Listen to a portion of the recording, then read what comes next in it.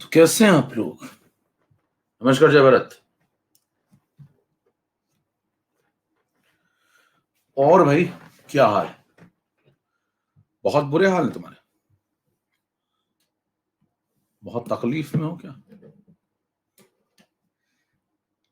चलिए स्टार्ट करें फटाफट। कहां तक पहुंच गए जल्दी से बताओ। पिछली क्लास में कहां तक पहुंच गए थे? Internal energy. हाँ चलो, कुछ तो पढ़ के आ रहे हैं लोग। तो भैया अगर आपको याद हो तो इंटरनल एनर्जी का डिस्कशन स्टार्ट हो गया था, है ना? तो मैंने कुछ पॉइंट बता दिए थे और अब हमें आगे बढ़ना है इंटरनल एनर्जी के। ठीक है, चलिए पुरानी क्लास जरूर रिवाइज करके आया करिए, है ना? तभी आपको अगली क्लास में समझ में आएगा। ठीक है। मेरा ई आपका भैया का यू, मेरा ई और भैया का यू हो गया था। आओ मिलके हम लोग दिया जलाएं फिर गुरु। चलो उसको चाय पिलाओ, स्टार्ट करें। चैट बंद हो रही, फटाफट अपने बाएं पैर के दाएं अंगूठे दिखाइए, काम शुरू किया जाए। तो आज जानकारी के लिए बता दूं, कुछ लोग अचानक से जुड़ते हैं, मौसम की तरह तुम भी। तो यहाँ पे थर्मोडायनेमिक्स का लेक्चर नंबर 2 है मेरे ख्याल से आज, है ना? एक क्लास बहुत छोटी सी हुई थी, तो ये मेरे ख्याल से लेक्चर नंबर 2 जैसा कुछ है। ठीक है, एक तो मतलब 40 मिनट की हुई होगी तो ठीक। अब उसके बाद शुरू करते हैं यहां से। इंटरनल एनर्जी तक बात हो गई थी, स्लाइड नंबर 1। अभी तक आपने जाना कि इंटरनल एनर्जी क्या होती है, उसमें सारी एनर्जीज को जोड़ा जाता है, काइनेटिक, पोटेंशियल, है ना, और इलेक्ट्रॉनिक एनर्जी, न्यूक्लियर एनर्जी, जो भी एनर्जी आपको मिल रही है सबको उठा के जोड़ दीजिए। ठीक है। अब उसके बाद अगला सवाल उठता है कि ये सब हम क्यों पढ़ रहे हैं, इंटरनल एनर्जी टर्म्स से हमें क्या फायदा है? तो हम कुछ लॉस समझना चाहते थे, इसलिए सब चीजों की जरूरत पड़ने वाली है। तो अगला पॉइंट है, सबसे पहले लॉज ऑफ थर्मोडायनेमिक्स आप पढ़ना चाहते हैं। सबसे पहले जो कानून आपको पढ़ना चाहिए वो पढ़ना चाहिए आपको जीरोथ लॉ, है ना? तो देखिए सबसे पहले आपको पढ़ना चाहिए जीरोथ लॉ। तो सवाल उठता है कि जीरोथ लॉ क्या होता है ना, वो आया कहां से मार्केट में? तो लॉज पढ़ने के लिए सबसे पहले आपको एक बेसिक कंसेप्ट समझा देते हैं। मतलब ये जीरो लॉ नहीं है जो मैं पढ़ा रहा हूं अभी, है ना, ये मैं आपको पहले बेसिक कंसेप्ट यहाँ बता रहा हूँ, इसलिए मैं इस नाम को हटा दे रहा हूँ थोड़ी देर के लिए। नहीं पता इजी नोट कर लें दो चार। तो पहले एक बेसिक दिमाग में आइडिया सेट करिए कि जीरो लॉ आया कहां से, सोचने का ढंग कहां से डेवलप हुआ। तो जैसे मान लीजिए आप एक वेसल लीजिए, है ना, ये मतलब सिंपल एक फिजिक्स का कंसेप्ट है, फिजिक्स। ठीक है। तो यहाँ पे मान लीजिए आप बीच में एक मूवेबल वॉल लगा लें और यहाँ पे गैस ले लें, यहाँ पे गैस भी ले लें। ठीक है। अब यहाँ देखिए, मान लीजिए गैस ए के पार्टिकल हैं, ये नीले कलर के हैं, और ये गैस बी के पार्टिकल हैं, यहाँ पे मान लीजिए हरे कलर के हैं। अब ये दोनों पार्टिकल इधर उधर भरे हुए हैं, बीच में एक वॉल लगी हुई है। अब ये वॉल जो है वो मूवेबल है ना, वो मूव कर सकती है। तो सवाल उठता है, बॉल अगर रेस्ट में है, देखिए बॉल अगर रेस्ट में, वॉल वॉल वॉल अगर रेस्ट में है, तो वॉल जो है अगर वो रेस्ट में है तो क्यों रेस्ट में है?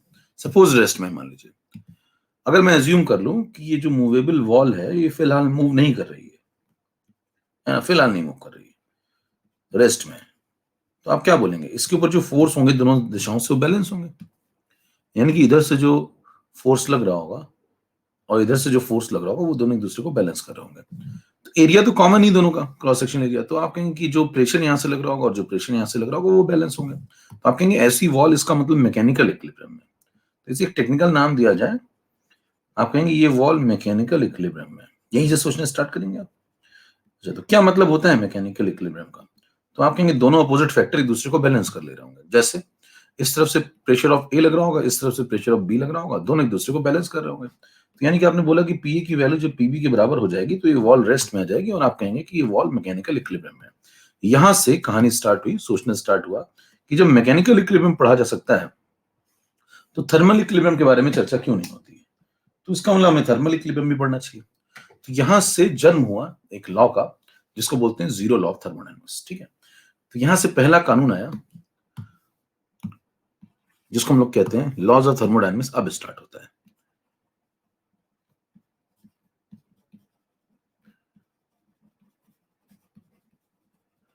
तो सबसे पहले आप यहां पढ़ेंगे जीरोथ लॉ। अच्छा, जो लॉ है थर्मोडायनेमिक्स से, बहुत सारी बातें उसमें से जो है वो मानवीय संवेदनाओं पे आधारित है, ह्यूमन एक्सपीरियंस पे, है ना। तो आप जितने भी लॉज पढ़ते हैं उसमें सब में मानवीय संवेदनाएं जुड़ी हुई हैं। अभी आप समझेंगे धीरे धीरे कैसे। सबसे पहले आप पढ़ने जा रहे हैं जीरोथ लॉ। सवाल उठता है जीरो लॉ कब आया, तो आप कहेंगे ये तो बाद में आया। अगर आप ढंग से पढ़ें तो जीरो लॉ तो बहुत बाद में आया था, मतलब फर्स्ट लॉ आ चुका था, सेकंड लॉ आ चुका था, उसके बाद जीरो लॉ कहीं मिला। तो सवाल उठता है इसको जीरो लॉ क्यों बोल दिया फिर आपने, है ना। इसको जीरो लॉ क्यों बोल दिया, इसको फिर third law, fourth law, fifth law ऐसा क्यों नहीं बोला। उस पर चर्चा करते हैं एक एक करके। सबसे पहले जीरो लॉ क्या था, किसके बारे में था, जरा उस पर बात हो जाए। तो जीरो लॉ ने जो मेन बात बताई वो ये बताई कि थर्मल इक्विलिब्रियम का कंसेप्ट इसने दिया। इसने कहा कि थर्मल इक्विलिब्रियम को डिफाइन किया जाए, जैसे आप यहाँ पे मैकेनिकल इक्विलिब्रियम को डिफाइन करते हैं वैसे ही आप थर्मल इक्विलिब्रियम को भी डिफाइन करिए। तो जीरो लॉ से सिंपल सी एक बात कहता है कि मान लीजिए आपके पास एक बॉडी है जिसका नाम है ए, और एक दूसरी बॉडी जिसका नाम है बी, और एक तीसरी बॉडी जिसका नाम है सी। ये तीन सिस्टम है मान लीजिए। तो अगर ए नाम की जो बॉडी है वो सपोज सी के साथ एक सेपरेट थर्मल इक्विलिब्रियम रखती है, जैसे मैकेनिकल इक्विलिब्रियम यहाँ आपको समझाया गया। अब इसी तर्ज पे यहाँ पे एक शब्द इस्तेमाल किया जा रहा है, थर्मल इक्विलिब्रियम। तो अगर ए नाम की बॉडी सी नाम की बॉडी के साथ एक सेपरेट थर्मल इक्विलिब्रियम रखती है, और बी नाम की जो बॉडी है या बी नाम का जो सिस्टम है वो भी सी के साथ एक डिफरेंट सेपरेट थर्मल इक्विलिब्रियम दिखा रहा है, तो आप ये कह सकते हैं कि अगर ए ने सी के साथ थर्मल इक्विलिब्रियम दिखाया है तो इसका मतलब ए और सी का टेम्परेचर सेम होना चाहिए। हाँ भाई, अगर ए सी के साथ थर्मल इक्विलिब्रियम दिखा रहा है तो जैसे हम मैकेनिकल इक्विलिब्रियम समझाते थे वैसे आप थर्मल इक्विलिब्रियम समझाएंगे कि अगर ए ने सी के साथ थर्मल इक्विलिब्रियम दिखाया तो आप कह सकते हैं कि टी ए की वैल्यू टी सी के बराबर होगी। फिर आप कहेंगे अगर बी ने सेपरेटली सी के साथ थर्मल इक्विलिब्रियम दिखाया तो आप कहेंगे कि टीबी की वैल्यू टीसी के बराबर होगी। तो अगर ये दोनों बातें हो रही हैं, सपोज ये दोनों बातें लागू हुई, अगर ये दोनों बातें लागू हुई तो आप इनको मिला दें अगर, तो इनको मिला करके एक तीसरी बात निकाल सकते हैं। अगर टीए की वैल्यू टीसी के बराबर है, टीबी की वैल्यू टीसी के बराबर है, मतलब ए सी के साथ इक्विलिब्रियम में है थर्मली और बी सी के साथ थर्मली इक्विलिब्रियम में सेपरेटली, तो फिर आप कह सकते हैं ए और बी भी आपस में, है ना, ए और बी जो दो बॉडीज हैं वो भी आपस में थर्मल इक्विलिब्रियम में होंगी। तो अगर ये इसके साथ ए सी के साथ थर्मल इक्विलिब्रियम में और बी अगर सी के साथ थर्मल इक्विलिब्रियम में, तो आप कहेंगे ए और बी भी थर्मल इक्विलिब्रियम में होंगे। बराबर। देखिए ट्रायंगल बन रहा है, और ट्रायंगल से आप कुछ और ही सोचते हैं, ठीक है, वो वाला नहीं है। ठीक है, तो आप क्या बोलेंगे कि अगर ऐसा है तो इन दोनों को मिला दीजिए।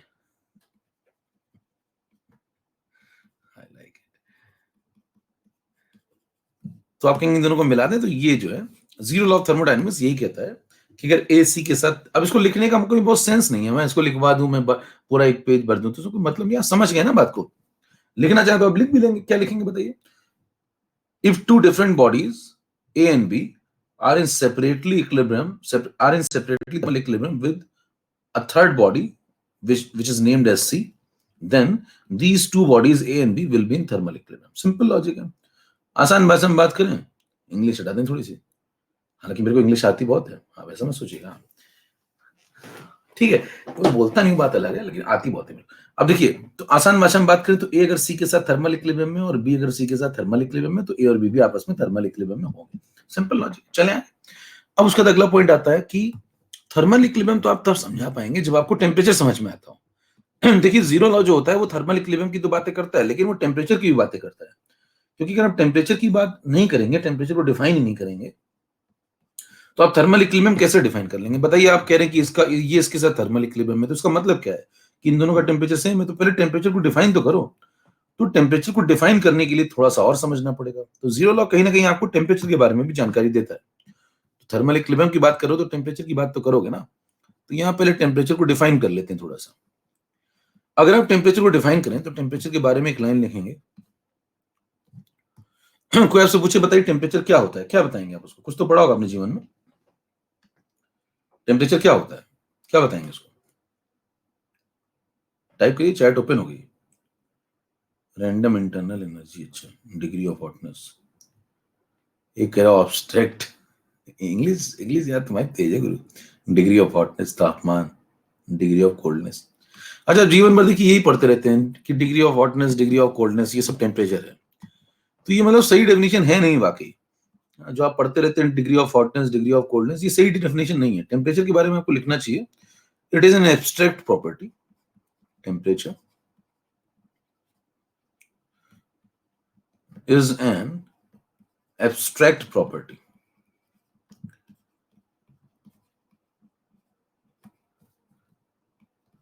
और दूसरा पॉइंट आप लिख सकते हैं वी कैन नॉट मेजर। उसका मतलब समझिए, जो मैंने लाइन लिखी उसका क्या मतलब है। We can not measure temperature directly, we can not measure it directly, हम इसको डायरेक्ट नहीं मेजर कर सकते। अब देखिए कई लोग कह रहे होंगे भाई साहब मैंने तो जीवन भर ही पढ़ा कि टेम्परेचर डिग्री ऑफ हॉटनेस है, डिग्री ऑफ कोल्डनेस है, और यहाँ तुम कह रहे हो एब्स्ट्रैक्ट प्रॉपर्टी हम डायरेक्ट मेजर ही नहीं कर सकते। तो कह रहे फिर क्या हुआ, मेरे साथ क्या खिलवाड़ हुआ आज तक? हाँ मतलब अगर सही बोले तो हाँ हुआ है। अगर आपको यही सब पढ़ाया गया है कि degree of hotness degree of coldness होता है तो खिलवाड़ हुआ है। देखिए ये सब डेफिनेशन तो मतलब खुश रहने के लिए बने। जैसे खुश रहने के लिए आप मान लेते हैं ना कि आप बहुत तेज हैं, आपका हो जाएगा, आपके 720 नंबर आ सकते हैं, खुश रहने के लिए आप मान लेते हैं, लेकिन सच तो दूर है ना उससे। तो उसी तरीके से टेम्परेचर को मान लिया जाता है कि वो डिग्री ऑफ हॉटनेस से डिग्री ऑफ कोल्डनेस से सस्ती किताबें लिख भी देती हैं काफी हद तक, कई लोग तो पढ़ा भी देते हैं।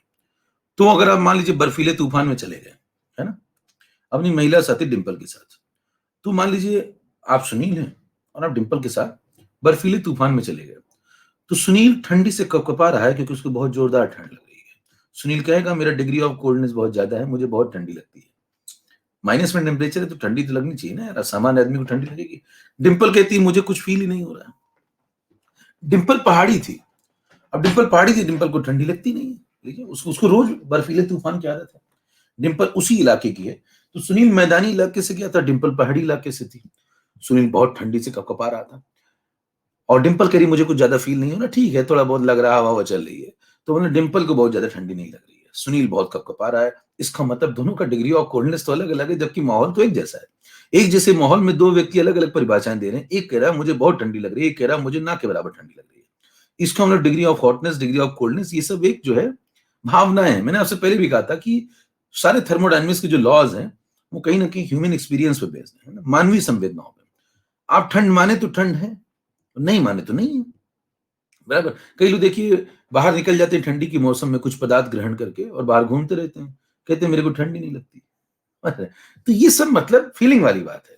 तो आप कहेंगे टेम्परेचर जो है एक एब्स्ट्रैक्ट प्रॉपर्टी है, इसको डायरेक्ट तो कभी मेजर किया ही नहीं जा सकता। कभी आप नहीं बता सकते कि ये टेम्परेचर इतना है, बॉडी का टेम्परेचर इतना है, तो टेम्परेचर को मेजर कैसे करते हैं?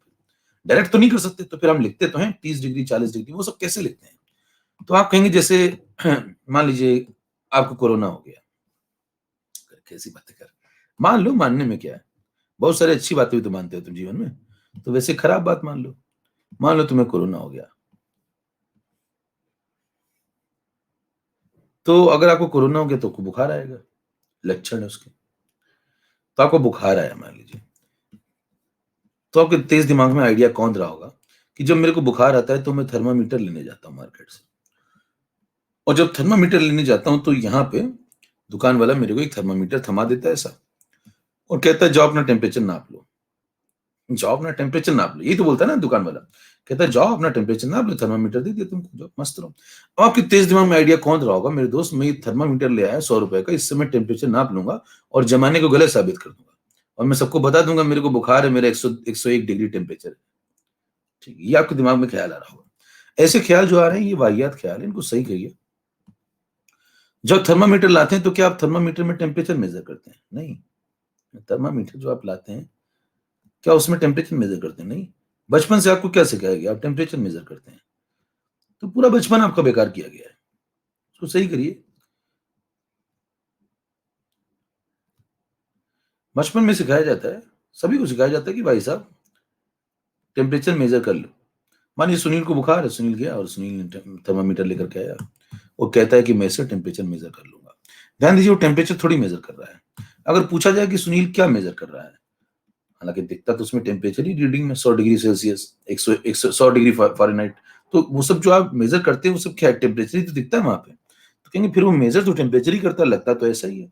लेकिन ध्यान दीजिए इसके अंदर मरकरी लिक्विड भरा होता है, थर्मामीटर के अंदर मरकरी लिक्विड भरा होता है। जब आप यहाँ से सुनील इसको अपने मुंह में इसको रखता है थर्मामीटर को, तो देखिए सुनील ने इसको थर्मामीटर को यहाँ से ऐसे मुंह में रख लिया। तो जब ये मुंह में ऐसे रख लेगा तो बताइए सुनील की बॉडी गर्म है, तो सुनील की जब बॉडी गर्म है तो वहां से इसको एनर्जी मिलेगी। अब हीट सप्लाई जब होगी तो सुनील की बॉडी से जो हीट सप्लाई मिलेगी वो इस इंस्ट्रूमेंट को मिल जाएगी, और जो इंस्ट्रूमेंट है उसको जब हीट मिलेगी तो ये जो मरकरी है वो एक्सपेंड होने लगेगा, और जब मरकरी एक्सपेंड होने लगेगा तो हो सकता है वो कम एक्सपेंड हो और हो सकता है वो ज्यादा एक्सपेंड हो। वो कितना एक्सपेंड होगा वो डिपेंड करेगा कि सुनील की बॉडी से उसको कितनी हीट मिली। जितनी हीट सुनील की बॉडी से इसको मिलेगी उतना ज्यादा ये एक्सपेंशन दिखाएगा, और जितना ज्यादा ये एक्सपेंशन दिखाएगा आप उस वॉल्यूम को मेजर कर लेंगे। तो थर्मामीटर में बेसिकली आप टेम्परेचर नहीं मेजर करते हैं, थर्मामीटर में बेसिकली आप वॉल्यूम ऑफ जो एक्सपेंशन का वॉल्यूम है वो मेजर करते हैं। अच्छा, जो एक्सपेंशन का वॉल्यूम है उसको टेम्परेचर से कनेक्ट कर लिया जाता है। ध्यान दीजिए यहाँ पे क्या लॉजिक लगाते हैं, हम डायरेक्ट टेम्परेचर कभी नहीं मेजर करते, हम टेम्परेचर को मेजर करने के लिए कुछ ऐसे वेरिएबल्स बना लेते हैं जिससे हमें टेम्परेचर का आइडिया लग जाता है। अब जितना ज्यादा एक्सपेंशन होगा हम कह देंगे सुनील का टेम्परेचर उतना ज्यादा है, और जितना कम एक्सपेंशन होगा हम कह देंगे सुनील का टेम्परेचर उतना कम है। लेकिन टेम्परेचर को डायरेक्ट नहीं मेजर किया गया, थर्मामीटर में क्या मेजर किया जाता है, मरकरी लिक्विड का एक्सपेंशन मेजर किया जाता है। हेलो, झटका लग रहा है कुछ जीवन में? आज तो मेरा जीवन बेकार चला गया। तो आप क्या मेजर करते हैं यहाँ पे, मरकरी लिक्विड का एक्सपेंशन मेजर करते हैं, और एक्सपेंशन मेजर करने से उसको वॉल्यूम को टेम्परेचर से कनेक्ट कर लिया जाता है। ठीक है, temperature is an abstract property, we can not measure it. हाँ देखिए मैंने कहा था कुछ लोग दिमाग ख्याल आते हैं बहुत जबरदस्त, कि डिजिटल में क्या होता है, डिजिटल में क्या होता है, डिजिटल में यहाँ पे एक बस इंस्ट्रूमेंट लगा दिया जाता है जिससे आपको डिजिटल आंसर दिखना शुरू हो जाते हैं। अच्छा मेरे को बताओ, डिजिटल घड़ी आप लेते हो तो टक टक टक टक तो पीछे भी हो रहा है ना, ऐसा थोड़ी टक टक हो ही नहीं रहा है, घड़ी तो चल ही रही ना। तो यहाँ डिजिटल भी अगर आप लेते हैं तो डिजिटल में भी क्या होगा, एक्सपेंशन तो होगा ना मरकरी का, मरकरी का एक्सपेंशन वहां भी होगा, आपको दिखाएगा नहीं वो अंदर अंदर क्या भौकाल है, यहाँ पे उसको कनेक्ट करके एक रीडिंग दिखा देगा आपको। समझ पाना, कह रहे मैं बहुत डिजिटल आदमी हूं सर। कितना फील आ गया कंसेप्ट का? हेलो,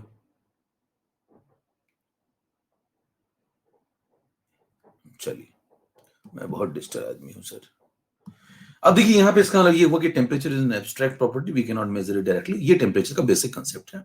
टेम्परेचर को डायरेक्ट कभी नहीं मेजर किया जाता, ना फिजिक्स में ना केमिस्ट्री में। टेम्परेचर को मेजर करने के लिए कुछ ऐसे वेरिएबल्स को मेजर किया जाता है जो टेम्परेचर से कनेक्टेड होते हैं, है ना। फिजिक्स में भी आप पढ़ेंगे, है ना, जैसे रेजिस्टेंट थर्मामीटर होते हैं, तो उसमें जहां भी आप कुछ भी पढ़ेंगे तो वहां कभी भी आप देखिए टेम्परेचर को डायरेक्ट नहीं मेजर किया जाता, वहां पे टेम्परेचर को किसी के थ्रू मेजर किया जाता है, कोई वेरिएबल पकड़ लिया जाता है उसके थ्रू टेम्परेचर को मेजर किया जाता है। बात समझ पा रहे हैं?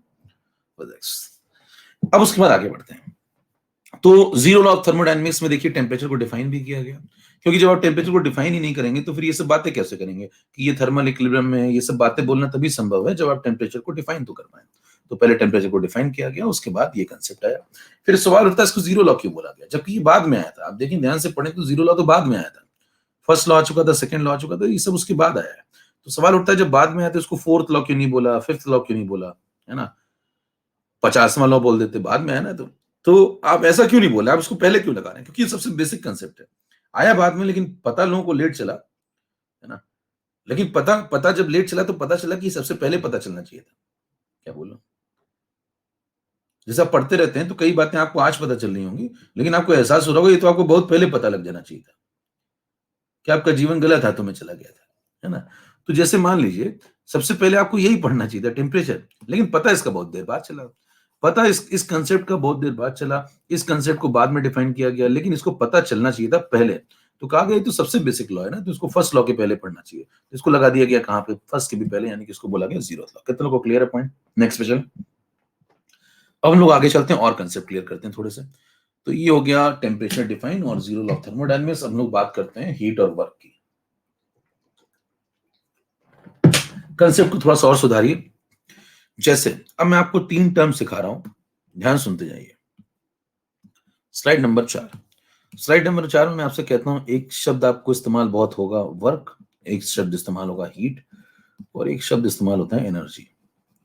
क्या लगता है आपको, कितने लोग कहते हैं तीनों एक ही हैं, कितने लोग कहते हैं तीनों एक ही हैं, कितने लोग कहते हैं तीनों में से 2 एक हैं, मतलब कोई 2 सेम है, और कितने लोग कहते हैं सब अलग अलग है, कोई मैच नहीं करता है। हाँ क्या कहते हैं आप बताइए?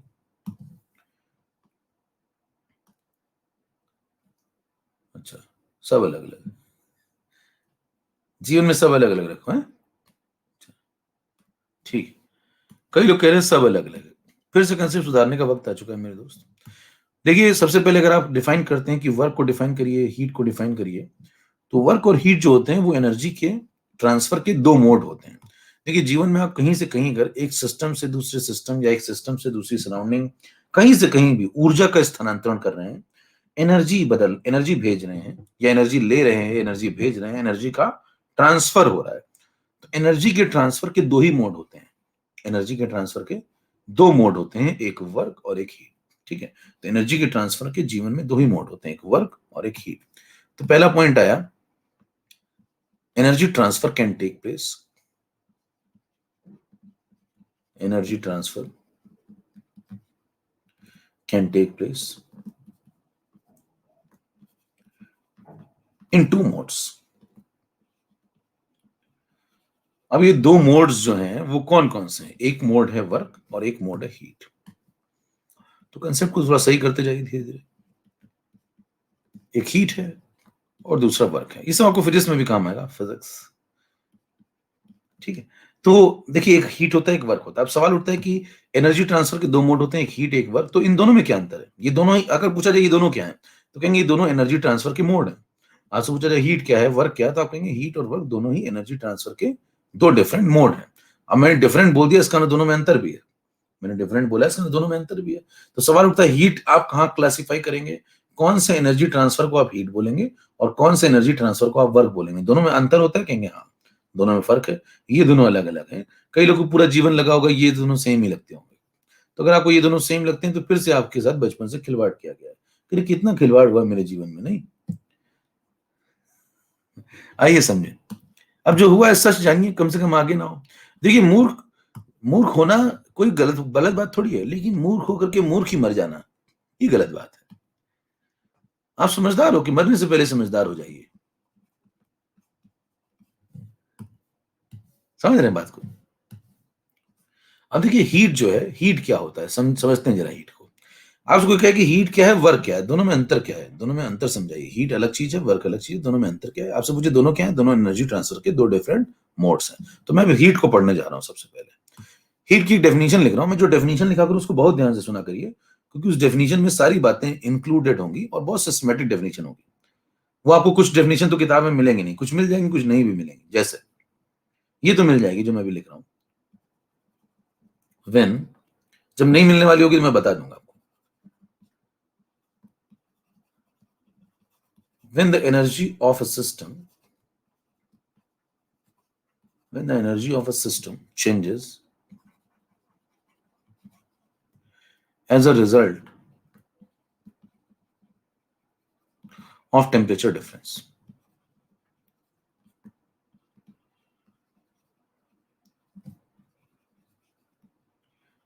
अगर किसी सिस्टम की एनर्जी टेम्परेचर डिफरेंस की वजह से बदल रही हो, है ना, between between system and surrounding. मान लीजिए अगर आप देखिए एनर्जी, अगर आप कहीं पे एनर्जी का सिस्टम का चेंज कर रहे हैं, है ना, तो टेम्परेचर डिफरेंस की वजह से अगर हो रही है। अच्छा, किसके बीच का टेम्परेचर डिफरेंस, वो भी समझ लीजिए। टेम्परेचर डिफरेंस बिटवीन, यहाँ पे लिख लीजिए, बिटवीन सिस्टम एंड सराउंडिंग। तो जो आपके पास सिस्टम है और बाहर की दुनिया अगर आपके पास सराउंडिंग है, तो उनके बीच में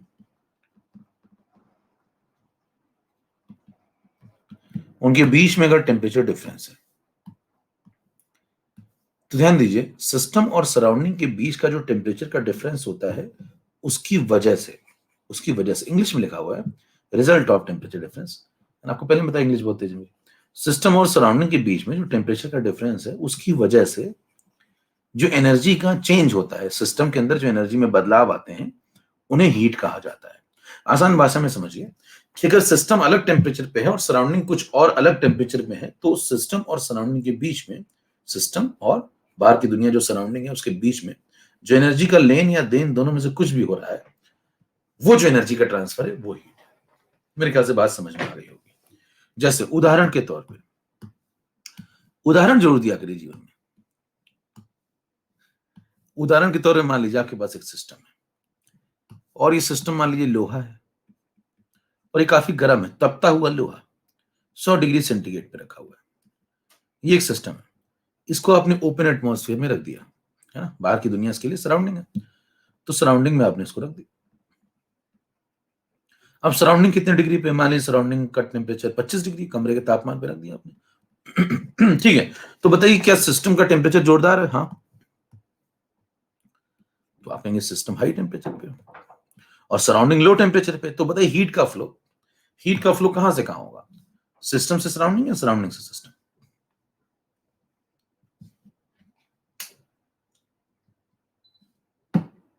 दोनों तरफ होगा। अच्छा, अरे भाई साहब, कुछ तो हमेशा दोनों तरफ बात करते, कहते मैं ऐसा बोलूं कि बच जाऊं जिंदगी में।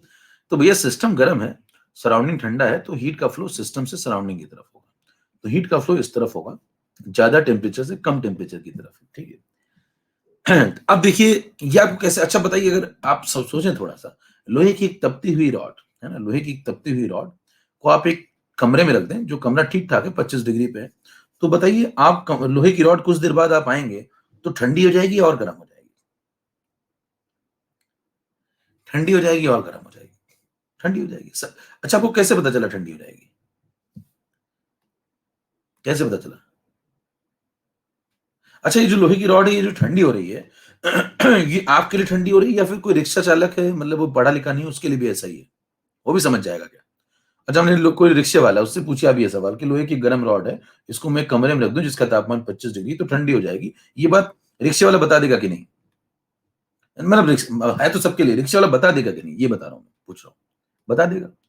तो बताइए रिक्शे वाला भी क्यों बता दे रहा है? क्योंकि उसको फिजिक्स तो आती नहीं, फिजिक्स तो उसको फिजिक्स आती नहीं है, उसको केमिस्ट्री नहीं आती, उसको थर्मो नहीं आती, फिर भी बता दे रहा है। कैसे बता दे रहा है? मानवीय संवेदनाओं के आधार पे। मैंने आपको पहले ही कहा था, समझ पा रहे हैं? मानवीय संवेदनाओं के आधार पे थर्मोडायनामिक्स की बहुत सारी बातें मानवीय संवेदनाओं पे आधारित है, ह्यूमन एक्सपीरियंस, समझ पा रहे हैं? तो ह्यूमन एक्सपीरियंस के बेसिस पे वो कह देगा कि हाँ ये ठंडी हो जाएगी। ऐसा होना नेचुरल है, ऐसा उसने कई बार देखा है, ऐसा कई बार होता है, ऐसा होता है, बचपन से ऐसा होता है, मैं ऐसा देखता आया हूँ। ऐसे शब्दों का इस्तेमाल जब रिक्शा वाला करेगा तो इसका मतलब ये मानवीय संवेदनाओं पे आधारित है। इसका ना हीट का फ्लो होता है, ऐसा उसने बचपन से देखा है। हीट कहाँ जाएगी? बाहर की दिशा में, ऐसे बाहर की दिशा में। तो आप कहेंगे ये बताओ क्यों हुआ? क्योंकि टेम्परेचर का डिफरेंस था। टेम्परेचर के डिफरेंस की वजह से सिस्टम और सराउंडिंग के बीच में क्या एनर्जी का फ्लो होने लगा? देखिए, एनर्जी का फ्लो स्टार्ट हुआ। मैंने कहा था एनर्जी ट्रांसफर के दो मोड होते हैं, एक हीट एक वर्क। उसमें से हीट वाला काम चालू हो गया। हीट वाला काम कम काउंट होगा जब टेम्परेचर डिफरेंस होगा। तो ध्यान दीजिए, टेम्परेचर के डिफरेंस की वजह से जो हीट, यहाँ पे जो एनर्जी का फ्लो स्टार्ट हुआ, इसे आप क्या बोलेंगे? इसे आप वर्क थोड़ी बोलेंगे, इसे आप क्या बोलेंगे? हीट ट्रांसफर हुआ। क्लियर है? कितनी बात समझ में आ गई हीट क्या होता है? तो हीट शब्द का इस्तेमाल तभी आप करेंगे जब टेम्परेचर डिफरेंस की वजह से एनर्जी का फ्लो होता है, उसे हीट कहा जाता है। कितनी बात समझ में आ गई हीट क्या होता है? ठीक है, 6 नंबर पे आइए, कुछ पॉइंट मैं लिख रहा हूं, ध्यान से सुनिए उसको। नंबर 1 बात, हीट इज नॉट स्टैटिक। कोई पूछे हीट कैसा होता है, स्टैटिक है डायनेमिक है? आप कहेंगे डायनेमिक है। करें हीट की और कोई परिभाषा जो किताबें ना लिखती हो, थोड़ा लॉजिकल हो, तो आप कहेंगे heat is the flow of energy. Heat is the flow of energy. आपसे कोई पूछे कि बताओ हीट क्या है, एक लाइन में समझाओ। ड्यू टू टेम्परेचर डिफरेंस, एक लाइन में समझाओ, और थोड़ा टेक्निकल डेफिनेशन हो। तो आप उससे को फ्लोइंग एनर्जी को हीट कहते हैं। क्या बोलोगे? Due to temperature difference. तो आपसे कोई पूछे भाई साहब हीट को समझाओ, तो कहेंगे हीट जो होती है वो फ्लोइंग एनर्जी होती है। हीट स्टैटिक नहीं होती मेरे दोस्त कभी, है ना, हीट होती है फ्लोइंग एनर्जी। तो एक बॉडी से दूसरी बॉडी में जो फ्लोइंग एनर्जी होती है उसको बोलते हैं हीट। अगर आप किसी से कहें कि ये आदमी है, ये एक सिस्टम है और ये बहुत बहुत हीट रखता है, करें कितनी, बहुत ज्यादा, करें बहुत हीट रखता है, तो ये लॉजिकल स्टेटमेंट नहीं हुआ। ध्यान दीजिए, ये जो जैसे आपकी बॉडी है, आप मान लीजिए सुनील है, आपके अंदर एक बॉडी है और आपकी बॉडी में एक मान लो ऊर्जा है। तो अगर आप कहते हैं कि मैं सुनील बहुत गर्म आदमी है, सुनील बहुत जो है बहुत हीट रखता है, तो ये लॉजिकल स्टेटमेंट ही नहीं है। सुनील जो रखता है, कहते हैं सुनील के अंदर, सुनील दौड़ता है भागता है, वो कहां से करता है? क्योंकि सुनील की एनर्जी है वो। ध्यान दीजिए, सुनील अपने अंदर ऊर्जा रखता है, उसमें से अगर वो कुछ ऊर्जा टेम्परेचर डिफरेंस की वजह से फ्लो करा देगा तो वो हीट कहलाएगी। तो heat is the flowing energy. Heat कभी स्टैटिक नहीं होती, हीट कभी रखी नहीं जाती मेरे दोस्त। हीट हमेशा फ्लोइंग एनर्जी काउंट होती है। तो जब भी आप हीट को मेजर करेंगे तो उसे क्या काउंट करेंगे? As a flowing energy. तो आपसे कोई पूछे ये सुनील बहुत गर्म है, बहुत ज्यादा हीट रखता है ना, बबलू ठंडा आदमी है, बबलू कम हीट रखता है, लॉजिकल बात नहीं है। तो आप कहेंगे इनके पास फिर क्या है? इनके पास एनर्जी है। किसी के पास ज्यादा एनर्जी हो सकती है, किसी सिस्टम के पास कम एनर्जी हो सकती है। जब वो एनर्जी ट्रांसफर करेगा तो जो फ्लोइंग एनर्जी होगी उसको हीट कहेंगे। कितने को फील आ रहा है कंसेप्ट? और अब नहीं आ रहा तो नहीं आएगा, यकीन मानिए, फिर आप पैदल हैं, है ना? दुनिया में सबके लिए सब कुछ नहीं बना है। अब नहीं फील है तो अब नहीं आएगा ना आपको फील। तो आपके लिए परिभाषा बनी नहीं है। सब आप तो याद कर लीजिएगा कि 2 चीजें होती थी आपकी जिंदगी में, कभी आई थी, एक हीट थी, एक वर्क था। 2 प्रकार के लोग हैं देखिए। तो समझदार आदमी समझ गया होगा मुद्दा क्या है। और कई बार होता है कि आपका टीवी खराब होता है, आप सोचते हैं चैनल बदलने से काम हो जाएगा। चैनल बदलने से क्या होगा? हर चैनल पे आप ही हैं, एनडीटीवी भी आप ही हैं, आज तक भी आप ही हैं, सब पे आपके ही समाचार आ रहे होंगे, सब पे यही बोला जा रहा होगा कि आप सबसे पैदल व्यक्ति हैं। बधाई हो। वर्क समझिए जरा, वर्क क्या है? आपसे कहता है कि एनर्जी के ट्रांसफर के 2 मोड है, एक हीट है और एक वर्क है। तो हीट का तो हो गया, है ना? हीट का तो हो गया, टेम्परेचर डिफरेंस की वजह से जो एनर्जी का फ्लो है वो हीट हो गया। बाकी सब, क्या बोल रहा हूं, बाकी सब जितने भी एनर्जी के फ्लो हैं वो सब, या एनर्जी के ट्रांसफर के मोड्स हैं, वो सब वर्क हैं। क्या बोल रहा हूं, फिर सुनिए ध्यान से। मैंने कहा था आपसे कि एनर्जी के ट्रांसफर के 2 ही मोड होते हैं, एक हीट, एक वर्क। तो हीट का फ्लो तब माना जाएगा जब आप टेम्परेचर डिफरेंस की वजह से एनर्जी का फ्लो कराएंगे। तो अगर टेम्परेचर डिफरेंस की वजह से एनर्जी का फ्लो होता है तो वो हीट में काउंट होगा। इसके अलावा जितने भी एनर्जी के ट्रांसफर हैं वो सब वर्क में काउंट होंगे। ठीक है? इसके अलावा जितने भी एनर्जी ट्रांसफर होंगे वो सब किस में काउंट होंगे? वो सब वर्क में काउंट होंगे। तो अब सवाल उठता है, वर्क को डिफाइन किया जाए। अच्छा, वर्क के बारे में आपने क्या पढ़ा? कुछ तो पढ़ा होगा जीवन में। आपसे पूछते हुए चल रहा हूं मैं थोड़ा सा, जिससे पता तो चलता रहे ना, मतलब आज तक आपके साथ क्या हुआ वो भी तो पता चले। वर्क क्या है? टाइप करिए, काम काज। Force into displacement. वॉल एक कह रहा volume change, volume change to है। आइए समझिए जरा। कोई पूछे वर्क क्या है, तो वर्क की जो आपको ज्यादातर फिजिक्स में डेफिनेशन मिलेगी, है ना, वो ये लिखी मिलती है। अगर आप टेक्निकल व्यक्ति से पढ़े कहीं तो आपको एक टेक्निकल डेफिनेशन मिलेगी, work is done to achieve motion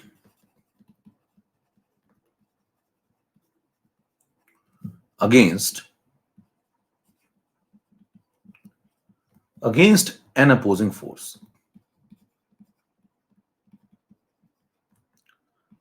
ध्यान दीजिए, किसी अपोजिंग फोर्स के अगेंस्ट मोशन अचीव करने के लिए जो किया जाता है वो वर्क है। क्या बोल रहा हूं, फिर सुनिए। किसी अपोजिंग फोर्स के अगेंस्ट मोशन गेन करने के लिए जो किया जाता है वो वर्क है। कुछ पहुंचा? जैसे उदाहरण देते हैं, उदाहरण, एग्जाम्पल। जैसे मान लीजिए एक ब्लॉक है ना, एक ब्लॉक है, इसको आप खिसका रहे हैं। तो ब्लॉक को जब आप खिसकाएंगे तो क्या होगा? इसके ऊपर फोर्स लगाएंगे, फोर्स। तो फोर्स लगाया आपने, इसको खिसका दिया, तो ये खिसक गया ब्लॉक, यहां से यहां चला गया भैया, तो इसका डिस्प्लेसमेंट हो गया। तो आप कह रहे होंगे फोर्स इंटू डिस्प्लेसमेंट कर दो। तो ये मोशन अचीव करने के लिए जितना जो भी आपने किया वो वर्क है ना। तो अच्छा, यहाँ पे फ्रिक्शन फोर्स था, देखिए इसको रोकने वाला कौन था? यहाँ पे फ्रिक्शन फोर्स था। जैसे आप देखिए कोई पत्थर है उसको उठा रहे हो, है ना, कोई पत्थर है उसको उठा रहे हो, तो बताइए ग्रेविटी के अगेंस्ट आप उसे उठा रहे हैं। जैसे एक पत्थर है उसको आपने खोपड़ी पे रख के कोई मजदूर उठा रहा है, तो ये जो लिफ्ट कर रहा है वो क्या है? वो वर्क है ना। कि किसके अगेंस्ट अपोजिंग फोर्स क्या है? तो कहेंगे ग्रेविटी के अगेंस्ट उठा रहा है वो। तो ग्रेविटी के अगेंस्ट जितना वो उठाने के लिए जो मोशन गेन करने के लिए जो भी उसने किया वो वर्क है। तो कहेंगे ठीक है, बात समझ में आती है कि वर्क कौन है। उदाहरण के तौर पे लिख भी लेते हैं यहाँ पे, प्रोसेस ऑफ रेजिंग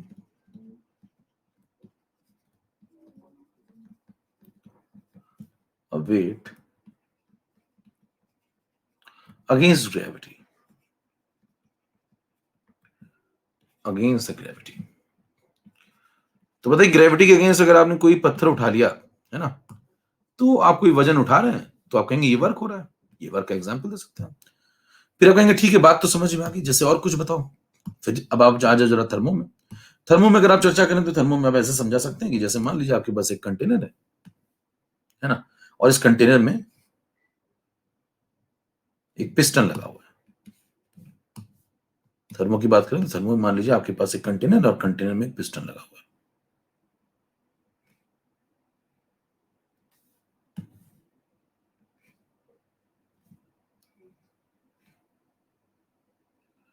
ठीक है, तो मान लीजिए यहां पे एक पिस्टन लगा हुआ,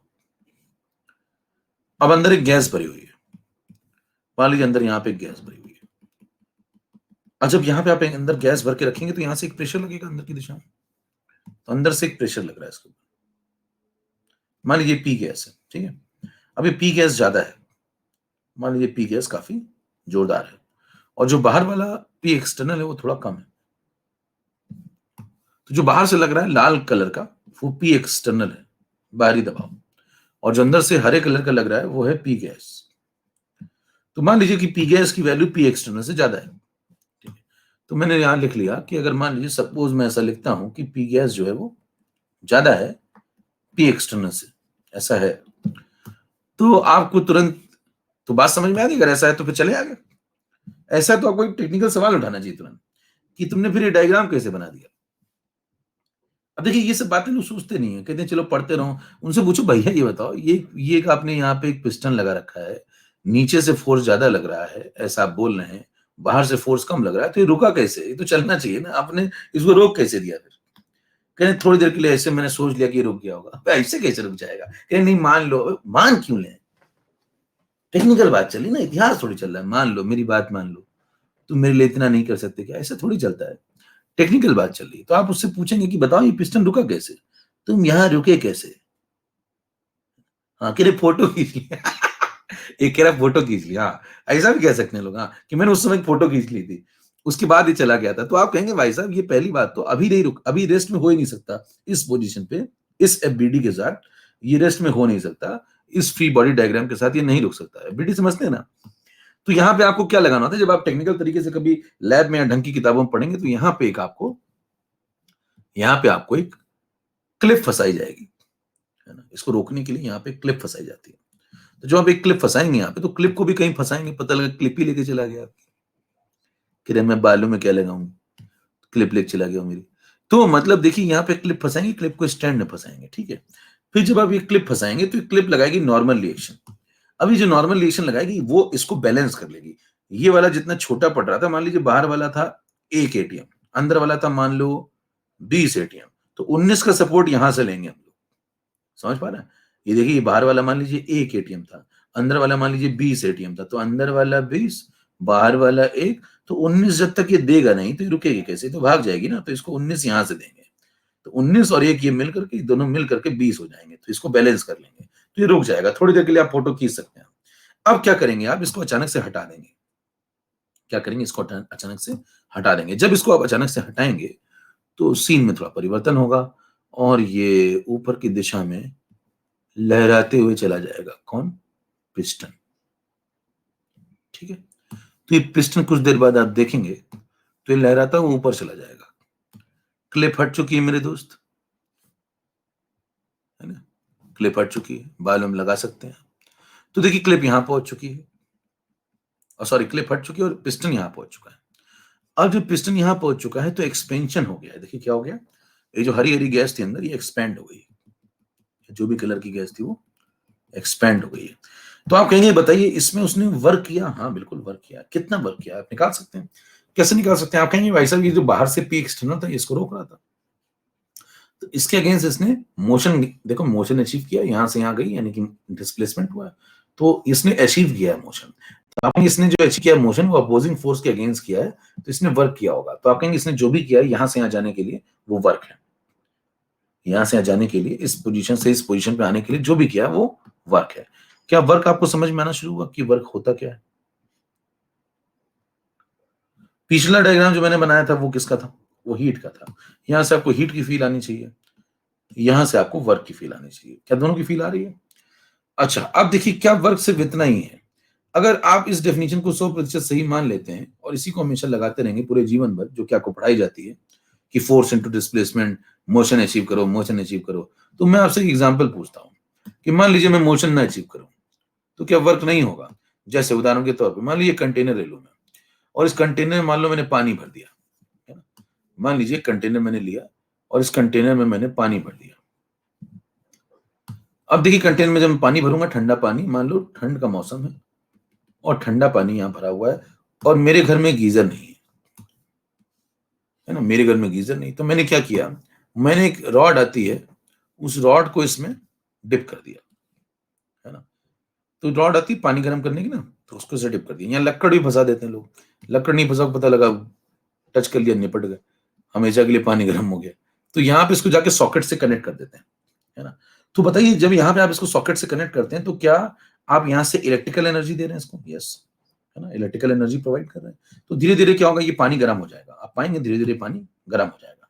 तो जब पानी गर्म हो जाएगा तो ये पानी का टेम्परेचर बढ़ जाएगा। तो सवाल उठता है, क्या पानी जब गर्म हो जाएगा तो पानी क्या उठ करके यहां से यहां चला गया, या पानी ने इस सिस्टम को, ये जो ब्लॉक था या जो वेसल थी, क्या इसको यहां से यहां मूव करा दिया? क्या बाल्टी चलना शुरू कर देती है? नहीं, बाल्टी वहीं रहेगी। या बाल्टी थोड़ी देर बाद आप आपके पास पहुंच जाएगी। मान लीजिए आप यहाँ बैठे देख रहे हैं कि हाँ भाई साहब ये हो रहा है, तो क्या थोड़ी देर में बाल्टी आपके पास आ जाएगी, कहेंगे लो मेरे से नहा लो, तैयार हो गया मैं? ऐसा तो नहीं होगा ना। क्या पानी ये स्वयं बाहर चलता हुआ गर्म होता हुआ ऐसा वर्क डन करता हुआ कि आपके पास आ जाएगा? नहीं। पानी क्या मोशन कर रहा है? नहीं। क्या पानी मोशन करवा रहा है किसी का? नहीं। इसका मतलब किसी प्रकार का कोई मोशन नहीं हो रहा है। क्या यहाँ वर्क डन हुआ है या नहीं? ये सुनो, क्या यहाँ पे वर्क डन हुआ है या नहीं? हुआ है। क्या डिस्प्लेसमेंट हुआ है? नहीं। क्या यहाँ पे मोशन हुआ है? नहीं। क्या यहाँ वर्क डन हुआ है? यस। इस प्रकार के वर्क डन को इलेक्ट्रिकल वर्क कहते हैं। अब सवाल उठता है, पिछली वाली डेफिनेशन तो धरी रह गई आपकी। भाई आप तो कहते थे कि वर्क का एक ही डेफिनेशन होती है आपके जीवन में, बचपन से लेके आज तक आपको वर्क की बहुत ज्यादा पढ़ाई गई होगी, यही डेफिनेशन पढ़ाई गई होगी। फोर्स इनटू डिस्प्लेसमेंट कई लोग पढ़ा देते हैं, बाकी तो टेक्निकल होगा तो लिख देगा work is done to achieve motion against opposing force, ठीक है, ये पढ़ के आप निकल जाते हैं। तो सवाल उठता है कि यहाँ पे तो कोई मोशन हो ही नहीं रहा, यहाँ पे कोई डिस्प्लेसमेंट हो ही नहीं रहा, तो क्या ये वर्क नहीं है? तो आप कहेंगे वर्क है। कहें हम फिर वर्क किसे बोले, फिर हम किसे वर्क बोले? कहेंगे ये भी वर्क है। कहेंगे वो जो हुआ था वो भी वर्क है। कहेंगे वो कैसा वर्क था? कहेंगे वो मैकेनिकल वर्क था।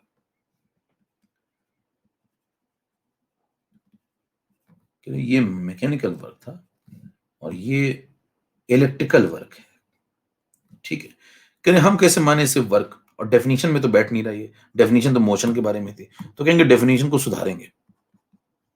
क्या सुधारो? A process does work. अब जो मैं लिख रहा हूं वो आपको किताबों में नहीं मिलेगा, बहुत ध्यान सुनिएगा। A process does work if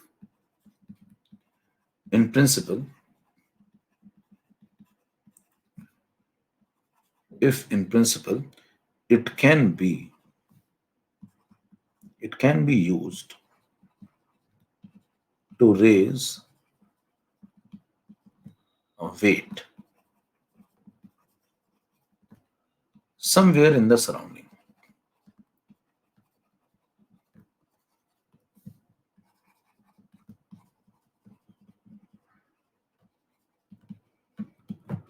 ध्यान दीजिए, वर्क की डेफिनेशन को मॉडिफाई किया जाए तो ये logical definition, process does work, कोई भी प्रोसेस वर्क तब करता है जब इन प्रिंसिपल, मतलब बेसिक में जाके आप जब चेक करें, तो प्रिंसिपल में जब बेसिक में जाके आप चेक करें तो जो भी आपने किया है, जैसे आप वर्क बोल रहे हैं, उसकी मदद से अगर आप कोई वजन उठा पा रहे हैं, कहां पे, कहीं भी सराउंडिंग में, या वजन उठा सकते थे, इट कैन बी यूज। देखिए टेक्निकल डेफिनेशन क्या है, इट कैन बी यूज। तो जो भी आपने किया, अगर उस चीज से कोई वजन उठाया जा सकता था सराउंडिंग में, तो वो जो आपने किया है वो वर्क है।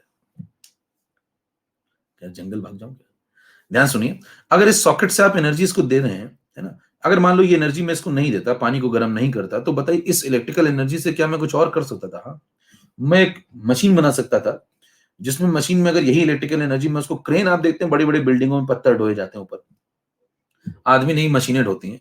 तो मान लीजिए मैं यही इलेक्ट्रिकल एनर्जी जो मैंने इसको दी है ना, जो ये इलेक्ट्रिकल वर्क में जिसे बोल रहा हूँ, ये वर्क अगर मैंने इसको ना दिया होता, और यही वर्क यही एनर्जी मैंने किसी और को दी होती, किसी और को मतलब एक मशीन को दी होती, और वो मशीन अपने ऊपर एक पत्थर लेकर के लिफ्ट करा रही होती, तो ऐसा कर सकते थे कि नहीं कर सकते थे?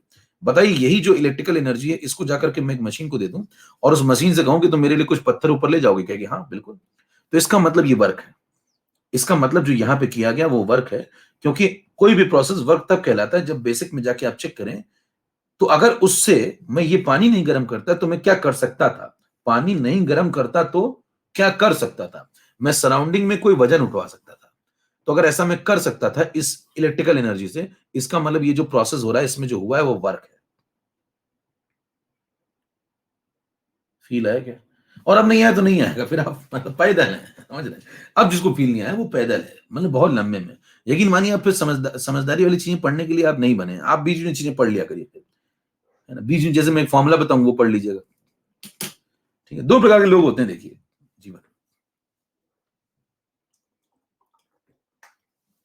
में। एक है जो धरती पे सिर्फ फॉर्मूला पढ़ना है, अरे मैं सारे फॉर्मूले याद कर लूंगा, मेरे मास्टर को भी याद है, उसका जीवन में कुछ नहीं हुआ, मेरा भी नहीं होगा। ठीक है, तो मैंने क्या बोला, अगर ये जो आप इलेक्ट्रिकल एनर्जी आप इसको प्रोवाइड कर रहे हैं, इलेक्ट्रिकल वर्क जो आप यहाँ कर रहे हैं, अगर ये यहाँ नहीं करते, इसे वर्क क्यों बोल रहा हूं मैं, क्योंकि जो आप यहाँ कर रहे हैं अगर वो नहीं करते तो यही एनर्जी अगर मैं किसी और को देता तो मैं इससे कोई पत्थर उठा सकता था सराउंडिंग में। इसका मतलब जो यहाँ पे चल रहा है वो वर्क है। A process does work if in principle it can be used to raise a weight somewhere in the surrounding। मैंने पहले कहा था इंग्लिश मेरी बहुत तेज।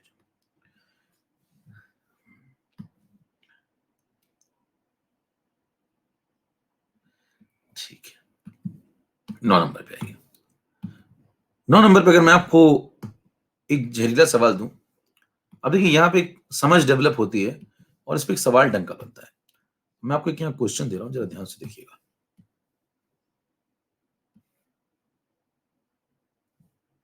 इससे समझ में आ जाएगा कि मतलब आपको वाकई समझ है हीट और वर्क की या नहीं। मान लीजिए ये सिस्टम,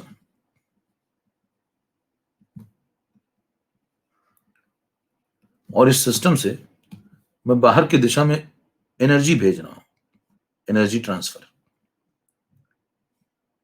यहां भी और यहां भी। जब मैंने एनर्जी ट्रांसफर किया तो दो डायग्राम बनाए मैंने। पहला,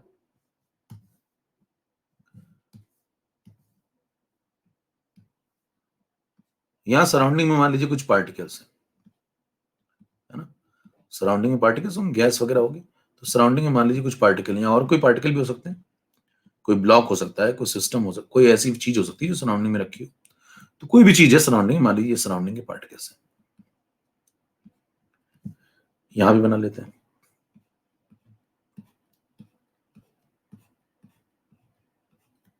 तो ये सराउंडिंग है। अब मैं आपको दो डायग्राम दिखा रहा हूं, दोनों को ध्यान से देखना है और बताना है चार ऑप्शन में से कौन सा सही है। पहले डायग्राम को ध्यान से देखिए।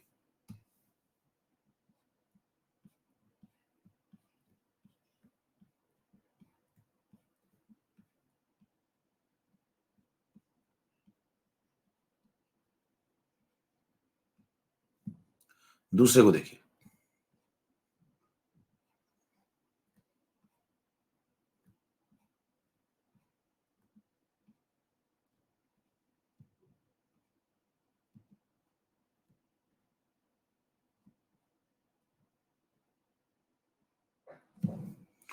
पूछा आपसे ये जा रहा है कि डायग्राम नंबर 1 में और डायग्राम नंबर 2 में एनर्जी का ट्रांसफर हुआ है, तो जो एनर्जी के ट्रांसफर के दो मोड आपको नजर आ रहे हैं वो क्या है? ऑप्शन इस प्रकार है। पहला क्यू क्यू, दूसरा क्यू डब्ल्यू, तीसरा डब्ल्यू क्यू, चौथा डब्ल्यू डब्ल्यू। अगर मैंने जीवन में इस प्रकार के सवाल नहीं देखे, जीवन में बहुत कुछ पहली बार होता है, समझदार आदमी से भी तो आप पहली बार ही मिल रहे हैं, नहीं?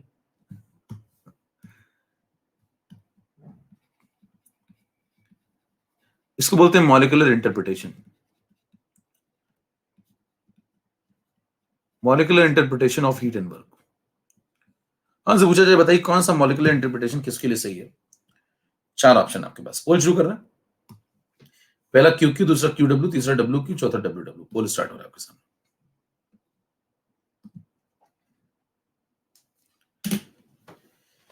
करने की एक्टिंग करिए।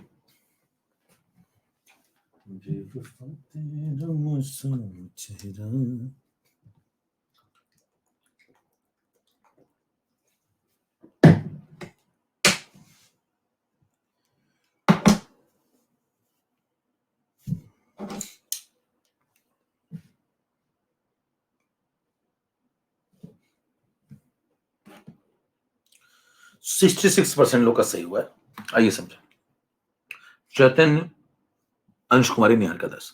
अब देखिए यहाँ पे जब हीट ट्रांसफर, यहाँ पे जब सिस्टम से आप एनर्जी ट्रांसफर करेंगे, यहाँ भी और यहाँ भी दोनों जगह एनर्जी का ट्रांसफर हो रहा है, पहली चीज। तो यहाँ पे भी आप क्या बोलेंगे, ये जो ट्रांसफर हो रही है क्या है? ये एनर्जी है। यहाँ पे जो ट्रांसफर हो रही है वो एनर्जी है। ध्यान दीजिए, एनर्जी के ट्रांसफर के दो तरीके हैं, एक ये वाला, एक ये वाला। दोनों तरीकों से हमने एनर्जी सिस्टम से सराउंडिंग में ट्रांसफर करी है। तो जो बाहर की दुनिया है वो ये सराउंडिंग है, और यहाँ भी जो बाहर की दुनिया है वो सराउंडिंग है। अब सवाल ये उठता है कि यहाँ जब आप हीट ट्रांसफर करते हैं, यहाँ पे जब आप एनर्जी ट्रांसफर करते हैं, तो एनर्जी जब आप यहाँ पे ट्रांसफर करेंगे तो यहाँ देखो मॉलिक्यूल्स या एटम्स जो भी हैं वो देखिए रैंडमली कोई इधर जा रहा है, कोई उधर जा रहा है, कोई इधर जा रहा है, कोई उधर जा रहा है, मतलब सब रैंडम भाग रहे हैं। तो जब मामला रैंडमाइज होता है तो इसका मतलब आपने हीट सप्लाई की, क्योंकि हीट जब भी सप्लाई होती है तो एक डायरेक्शन में नहीं सप्लाई होती। मैंने आपको पहले भी कहा था जब यहां से हीट निकलेगी तो चारों दिशाओं में, देखिए चारों दिशाओं में फैल रही है। तो आप कहेंगे हीट हमेशा रैंडमली काम करती है, तो सराउंडिंग को जो हीट मिलेगी वो पार्टिकल्स को एक डायरेक्शन में नहीं ले जाएगी, वो उनको रैंडम मिलेगी। कोई इधर भागेगा, कोई इधर भागेगा, कोई इधर भागेगा, सारे पार्टिकल रैंडम होंगे। तभी आप आगे चल के जब एंट्रोपी पढ़ते हैं तो एंट्रोपी को हीट से कनेक्ट किया जाता है, क्योंकि हीट रैंडमनेस को बढ़ाती है। तो यहां पे देखिए ध्यान दीजिए, जब हीट सप्लाई होगी तो सारे पार्टिकल रैंडमाइज मोशन करना शुरू कर देंगे। लेकिन जब यहां से सिस्टम सराउंडिंग को एनर्जी ट्रांसफर करेगा, लेकिन इस बार देखिए सारे पार्टिकल एक डायरेक्शन में जा रहे हैं, तो ये वर्क का मॉलिक्यूलर इंटरप्रिटेशन है। इसमें जो मॉलिक्यूल्स हैं वो सारे के सारे एक डायरेक्शन में जाएंगे, उदाहरण के तौर पे। तो सही जवाब तो पहली बात तो ये है, सही जवाब है पहले वाले में Q और दूसरे वाले में आपको W बोलना चाहिए। अब सवाल उठता है W को थोड़ा और समझ लेते हैं। बात को और एक्सप्लेन करने के लिए 10 नंबर पे आप एक एग्जांपल ले लीजिए। जैसे मान लीजिए आप एक ब्लॉक रख दें एक वेसल के ऊपर। मान लीजिए आपने एक कंटेनर लिया और कंटेनर के ऊपर आपने यहाँ पे पिस्टन लगाया, पिस्टन के ऊपर आपने एक ब्लॉक लगा दिया। यहां मान लीजिए आपने एक ब्लॉक रखा हुआ है। अब जब आप एक ब्लॉक रखते हैं और आप मान लीजिए यहां से इस पिस्टन को ऊपर की तरफ शिफ्ट कर रहे हैं, एक्सपेंशन हो गया मान लीजिए, और ये एक्सपेंशन होकर के ऊपर की दिशा में चला गया। तो जरा मेरे को बताना, जब एक्सपेंशन होगा और ये ऊपर की दिशा में चला जाएगा तो कैसे जाएगा? तो आप कहेंगे ये जो पिस्टन है, ये जो पिस्टन है वो यहां पहुंच जाएगा। कहने ब्लॉक का क्या होगा?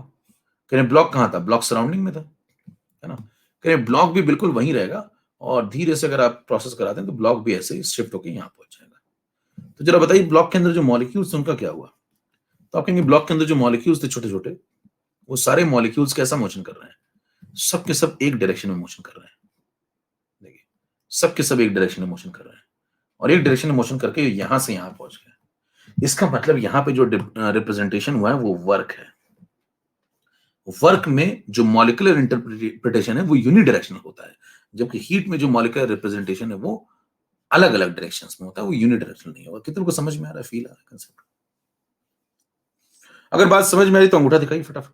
तो आप कहेंगे यहां पे जो एनर्जी ट्रांसफर आप करा रहे हैं, यहां पे भी एनर्जी ट्रांसफर हुआ है, लेकिन यहां पे जो एनर्जी ट्रांसफर है वो वर्क का मोड लेके बैठा हुआ है। अब कितनों को वर्क और हीट और एनर्जी में अंतर समझ में आ गया? वर्क क्या होता है, हीट क्या होता है और एनर्जी क्या होता है, कितनों को ये बातें समझ में आना शुरू हो गई? और यकीन मानिए अब तक अगर आपको नहीं आया तीन बातें समझ में, हीट, एनर्जी और वर्क, तो अब आपको जिंदगी में नहीं आएगा। आप मत पढ़िएगा इसको, कभी ट्राई भी मत करिएगा, कोई नहीं समझा पाएगा आपको। इस धरती पे तो छोड़ दीजिए, ग्रह चेंज कर देंगे तो नहीं समझा पाएगा। ठीक है, करे मैं थैनोस से समझूं क्या? ठीक है, तो ये तीन बातें अब तक बिल्कुल क्लियर हो जानी चाहिए। अब हम लोग चलते हैं साइन कन्वेंशन की तरफ, फिर फर्स्ट लॉ की तरफ चलेंगे। ठीक है,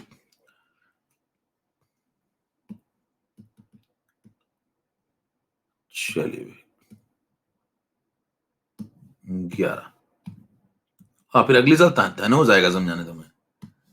आदमी नहीं समझा सकता तुम्हें फिर। चलो, अब उसके बाद देखो साइन कन्वेंशन पे आ जाओ। अगला इंपॉर्टेंट कंसेप्ट है कि साइन कन्वेंशन क्या लगाया जाए। हीट आप पढ़ चुके हैं, वर्क आप पढ़ चुके हैं, इंटरनल एनर्जी भी आप पढ़ चुके हैं। तो ये तीन बातें पहले पढ़ना जरूरी था, तभी आप साइन कन्वेंशन लगाना सीख पाएंगे।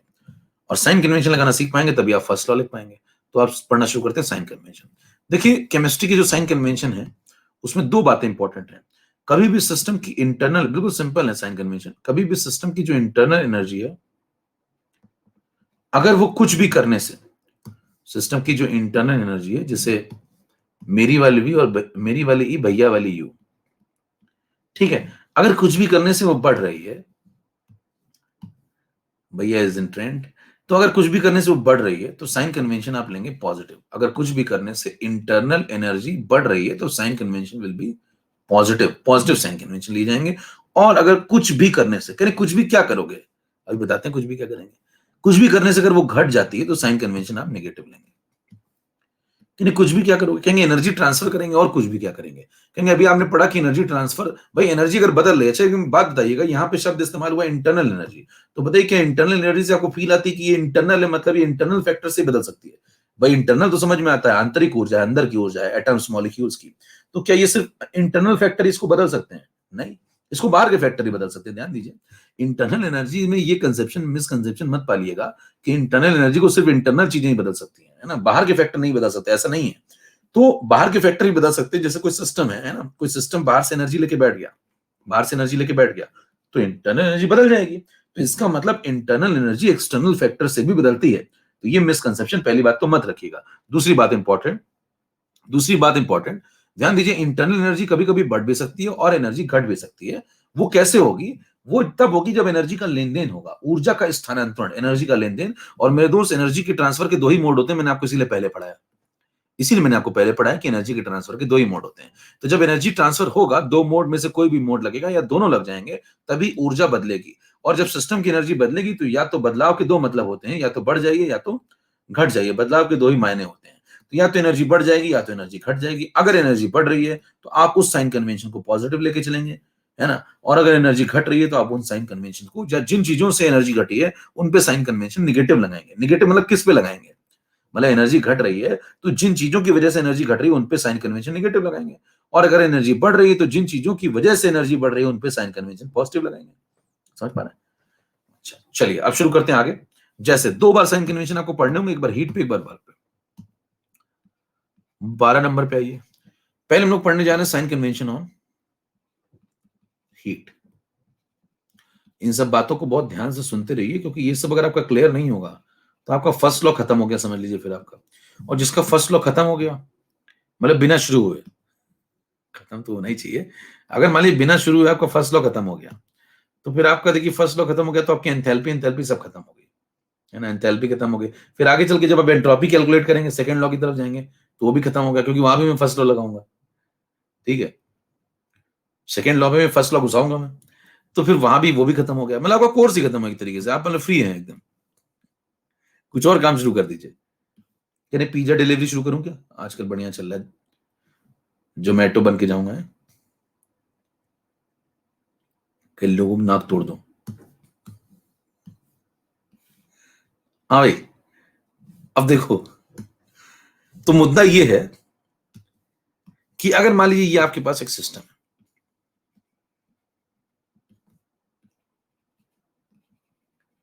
तो ये मान लीजिए आपके पास सिस्टम है, इसके पास इंटरनल एनर्जी E1 है ना। कुछ तो भाई साहब इसी वीडियो बनाए पड़े हैं, कह रहे हैं जोमेटो वाले ने सही किया या वो लड़की सही थी, आइए देखें। अभी तुम पढ़ाने आए हो कि मतलब क्या समाज कल्याण, मतलब क्या कर रहे हो भैया? इसी वीडियो, 4 वीडियो इसी बना दी भाई साहब। क्या जोमेटो वाली लड़की ठीक थी? अच्छा वो लड़का ठीक था, किसने सही किया किसने गलत किया ये जानिए। अभी तुम क्या करने आए धरती पे, हैं? इसीलिए प्रलय आती है, कोरोना इसीलिए नहीं खत्म हो रहा, इन्हीं लोगों की वजह से। और ऐसे भाई साहब उस पर मुंह बना खड़े हो जाते यूट्यूब पे ऐसे। अब ये क्या है? सीधे खड़े हो जाओ ना, आराम से रिलैक्स होके, ऐसे से खड़ेंगे, ये लीजिए ये लीजिए ये लीजिए, ये क्या है भाई साहब? अत्याचार मचा रखा है एकदम खतरनाक। ऐसे खड़े हो जाएंगे, हाँ क्या उस लड़की ने सही किया? लो भाई अब भी क्या चल रहा है भैया, अत्याचार इतना काहे कर रहे हो धरती पे? मतलब तुम फिजिक्स केमिस्ट्री बायो पढ़ाने आए हो धरती पे, क्या करने आए हो? कहने सब करूंगा मैं, कहने आज दुग्गल साहब समाज सुधारक है। देखिए एक एरो ऐसी बनी है, एक एरो ऐसी बनी है, ठीक है। अब देखिए यहां पे अगर आप एरो बाहर की दिशा में ऐसे बनाते हैं, तो ये देखिए हीट का ट्रांसफर दिखा रहा हूं मैं, यहां से यहां और यहां से यहां, ठीक है। तो एक बार मैं देखिए हीट का ट्रांसफर ऐसा दिखा रहा हूं, इस तरफ एरो इस तरफ बनी है, ध्यान से देखते जाइएगा, नाम साइन कन्वेंशन वगैरह समझते जाइएगा, बहुत इंपॉर्टेंट, ठीक है। अब देखिए अगर देखिए हीट ऐसे जा रही है, इस तरफ जा रही है, तो आप कहेंगे कि एक सिस्टम था, उसने ऊर्जा का स्थानांतरण कर दिया, ऊर्जा अपनी भेज दी। देखिए ऊर्जा कभी खत्म नहीं हो सकती, मैंने आपको पहले भी कहा था, ऊर्जा कभी खत्म नहीं होती है, यही फसला आ गया पढ़ेंगे भी, है ना। ऊर्जा का स्थानांतरण हो रहा है, तो ऊर्जा एक जगह से दूसरी जगह चली जाती है, बराबर। जैसे कोई व्यक्ति मर गया, मान लीजिए ना, कोई व्यक्ति मर गया, तो उसकी जो शरीर में आत्मा है वो क्या है? ऊर्जा है। तो वो कहाँ चली जाती है? निकल करके किसी दूसरे शरीर में चली जाएगी। इसीलिए कहते हैं आत्मा जो है कभी नहीं मरती है। तो ये सिस्टम है, इस सिस्टम ने मान लीजिए ये ऊर्जा अपने अंदर से निकाल दी हीट के फॉर्म में। हीट के फॉर्म में निकालेगी, इसका मतलब टेम्परेचर डिफरेंस की पूछेगा कि हीट के फॉर्म में निकाली, तो मतलब कहेंगे टेम्परेचर डिफरेंस की वजह से ये फ्लो हुआ होगा। तो ठीक है, हो गया। तो मान लीजिए हो गया, तो आप क्या बोलेंगे? हीट ट्रांसफर कहां से हुआ? From the system to the surrounding, देखिए एरो बाहर की तरफ जा रही है, तो क्या बोलेंगे, from the system to the surrounding. Terms ध्यान से सुनिएगा। तो हीट गई कहां है, कोई पूछे हीट गई कहां है, तो सराउंडिंग को मिली है। गई कहां से है, सिस्टम से गई है, तो आप जो लैंग्वेज यूज करेंगे वो यूज करेंगे फ्रॉम द सिस्टम। अगर मैं लिख दूं केवल फ्रॉम द सिस्टम, तो अंडरस्टूड टू द सराउंडिंग। भाई सब कुछ थोड़ी लिखूंगा बैठ के। मैं अगर मान लीजिए सिस्टम के रिस्पेक्ट में सवाल लगाता हूं, तो मैं सिस्टम के रिस्पेक्ट में बातें करूंगा, तो मैं कहूंगा हीट ट्रांसफर हुआ है फ्रॉम द सिस्टम, तो अंडरस्टूड है टू द सराउंडिंग। ठीक है। अब सिस्टम से अगर हीट निकल गई तो बताइए सिस्टम की एनर्जी कम हो जाएगी। भाई सिस्टम से अगर हीट निकल गई तो सिस्टम की एनर्जी कम हो जाएगी। तो आप कहेंगे कि जो E2 होगा फाइनली, है ना, जो E2 होगा वो E1 से कम हो जाएगा। यानी कि सिस्टम की जो इंटरनल एनर्जी थी वो डिक्रीज हो गई। और अगर सिस्टम की इंटरनल एनर्जी डिक्रीज हुई, तो मैंने आपको पीछे बताया, कुछ भी करने से अगर इंटरनल एनर्जी डिक्रीज कर जाए तो साइन कन्वेंशन उस पर निगेटिव लगाएंगे। किस पे, जो करने से डिक्रीज हुई है, तो साइन कन्वेंशन हम निगेटिव लगाएंगे किस पे, हीट पे। समझ पा रहे हैं। तो आपको पूछे किस पे साइन कन्वेंशन निगेटिव लगाएंगे, तो कहेंगे हीट पे साइन कन्वेंशन निगेटिव लगाएंगे। यानी कि जब सिस्टम से हीट जा रही है तो आप आंसर निगेटिव में देंगे। जैसे एग्जांपल के तौर पे मान लीजिए सिस्टम है और इसने 10 जूल ऊर्जा हीट के फॉर्म में बाहर फेंक दी, तो अगर इसने 10 जूल हीट बाहर सप्लाई कर दी सराउंडिंग को, तो आपसे पूछा जाए बताइए सिस्टम ने कितना हीट फ्लो किया, तो आप लिखेंगे -10। क्या लिखेंगे आप, ध्यान समझिए मैं क्या बातें बोल रहा हूं, ये सब आगे कंफ्यूजन क्रिएट करती हैं फिर नहीं तो। आप लिखेंगे -10। आगे चल के जब आप एंट्रोपी पढ़ेंगे, बड़ी बड़ी बातें मैं करूंगा, डेल्टा एस निकालूंगा, आइसोथर्मल, एडियाबैटिक, तो सब में ये सब बातें यूज होंगी। बहुत ध्यान सुनते जाइए। ये बेस अगर ये कमजोर रह गया एक बार आपका, तो आपकी जिंदगी मतलब फिर कमजोरी में गुजर जाएगी। तो ये इनिशियल है मेरे दोस्त, ये फाइनल है। जमीन बहुत मजबूत होनी चाहिए। ये इनिशियल है, ये फाइनल है। तो आप बोलेंगे फाइनल देखिए कम हो गया क्योंकि इंटरनल एनर्जी गिर गई, फाइनल कम हो गया। सिस्टम यहां से हीट ट्रांसफर बाहर की तरफ कर रहा है, इसका मतलब साइन कन्वेंशन नेगेटिव चलेगा। हीट पे साइन कन्वेंशन यहां पे नेगेटिव। नेक्स्ट पे आ जाइए। यहां अगर सिस्टम को हीट मिल रही तो बताइए सिस्टम की एनर्जी बढ़ जाएगी। E1 थी, उसके बाद E2 हो गई, तो बताइए E2 की वैल्यू E1 से बड़ी हो जाएगी ना। तो यहां पे बोलेंगे आप E2 की वैल्यू E1 से बड़ी हो जाएगी। और साइन कन्वेंशन के हिसाब से अगर आप देखें तो इंटरनल एनर्जी इस बार बढ़ रही है, और कुछ भी करने से अगर इंटरनल एनर्जी बढ़ जाए तो साइन कन्वेंशन पॉजिटिव चलेगा, और इस बार साइन कन्वेंशन आप लगाएंगे पॉजिटिव। Point clear. आपसे कोई पूछे कि भाई साहब ये बाहर कौन है, तो कहेंगे बाहर सराउंडिंग है। कहेंगे हीट कहां से कहां आई है, जरा समझाना, तो कहेंगे हीट सराउंडिंग से आई है और सिस्टम को मिली है। देखिए सराउंडिंग से आई है और सिस्टम को मिली है, तो सिस्टम का फायदा हुआ है। सिस्टम का फायदा हुआ तो उसकी एनर्जी बढ़ेगी, एनर्जी बढ़ेगी तो पॉजिटिव साइन कन्वेंशन। यानी कि अगर 10 जूल सराउंडिंग दे रहा है किसको, सिस्टम को, तो आपसे पूछा जाएगा बताओ हीट ट्रांसफर सिस्टम के रिस्पेक्ट में कैसा है, तो कहेंगे सिस्टम को तो फायदा हो रहा है, तो सिस्टम के लिए लिखेंगे आप +10।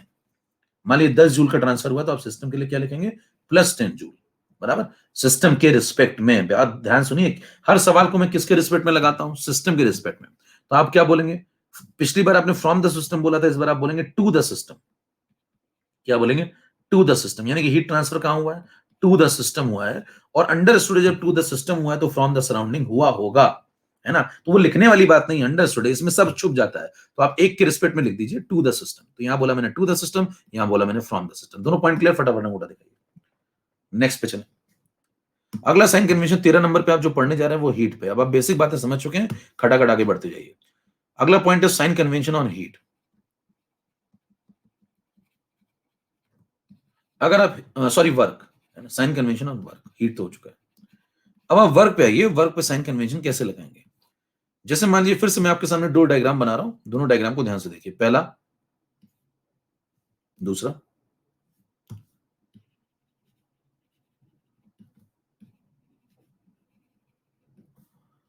ये सिस्टम है, इसकी एनर्जी पहले मान लीजिए E1 हुआ करती थी, बाद में ये E2 हो गई। ये भी पहले E1 हुआ करती थी, बाद में ये भी E2 हो गई। आपसे कह रहा है दो प्रकार के केस हो सकते हैं। एक पहला, एक एरो आपने बनाई ऐसी बाहर की तरफ, एक एरो बनाई आपने ऐसे अंदर की तरफ। ठीक है। अगर आप एरो बाहर की तरफ बनाते हैं ये वाली, इसका मतलब ये हुआ है कि इस बार जो वर्क हुआ है वो सिस्टम ने किया है। ध्यान दीजिए, वर्क सिस्टम ने किया है किसके ऊपर, सराउंडिंग के ऊपर। यानी कि सिस्टम एक्सपेंड हो रहा है। तो अगर आपसे पूछे यहाँ पे क्या हो रहा है, तो आप बोलेंगे यहाँ पे एक्सपेंशन हो रहा है। ठीक है। एक्सपेंशन हो रहा है तो मेहनत कौन कर रहा है, सिस्टम कर रहा है। वर्क डन किससे होगा, by the system. Work done क्या होगा, बाई द सिस्टम। तो बताइए जब सिस्टम मेहनत करेगा तो सिस्टम थकेगा। हेलो, जब सिस्टम मेहनत करेगा तो सिस्टम थकेगा। और जब बताइए सिस्टम थकेगा तो थकेगा लेकिन झुकेगा नहीं। तो भैया थकेगा तो सिस्टम की एनर्जी कम हो जाएगी, है ना। तो बताइए सिस्टम की एनर्जी जो है कम हो जाएगी। तो आप कहेंगे कि जो E2 की वैल्यू है वो E1 से कम हो जाएगी। E2 की वैल्यू E1 से कम हो जाएगी तो इंटरनल एनर्जी में ड्रॉप होगा, और जब भी आप इंटरनल एनर्जी गिरेगी तो साइन कन्वेंशन हमेशा नेगेटिव चलेंगे। तो ऐसे वर्क पे आप साइन कन्वेंशन नेगेटिव लिखेंगे। मतलब उदाहरण के तौर पे अगर एक सिस्टम है, उसने मान लीजिए 10 जूल वर्क कर दिया, क्या कर दिया, 10 जूल का वर्क कर दिया, ठीक। तो अगर सिस्टम 10 जूल का वर्क कर रहा है, या एक्सपेंशन में work done by the gas लिखा है, कितनी बातें लिख सकता है, देखिए एक्सपेंशन लिख दिया, या फिर बाय द सिस्टम लिख दिया वर्क, या फिर ये लिख दिया कि सिस्टम ने वर्क किया है, या फिर ये लिख दिया सराउंडिंग पे वर्क हुआ है, कुछ भी ऐसा लिख दे तो आप समझ जाएंगे। मान लीजिए वो 10 का हुआ है, अमाउंट 10 का है, तो आप आंसर क्या लिखेंगे, सिस्टम ने जो वर्क किया है, work done by the system is equal to -10। Hello, feeling it. आइए नेक्स्ट पे चलिए। सेकंड केस आप यहां बना लीजिए, सिस्टम की एनर्जी पहले E1 थी, बाद में E2 थी, और ये सिस्टम को यहां पे देखिए एरो ऐसी बनी है। एरो ऐसी बनने का मतलब है कि इस बार कंप्रेशन हुआ है। कोई पूछे भैया इस बार क्या हुआ है, तो आप कहेंगे कंप्रेशन हुआ है। कंप्रेशन का मतलब क्या होता है, कहेंगे वर्क डन इस बार ऑन द सिस्टम हुआ है।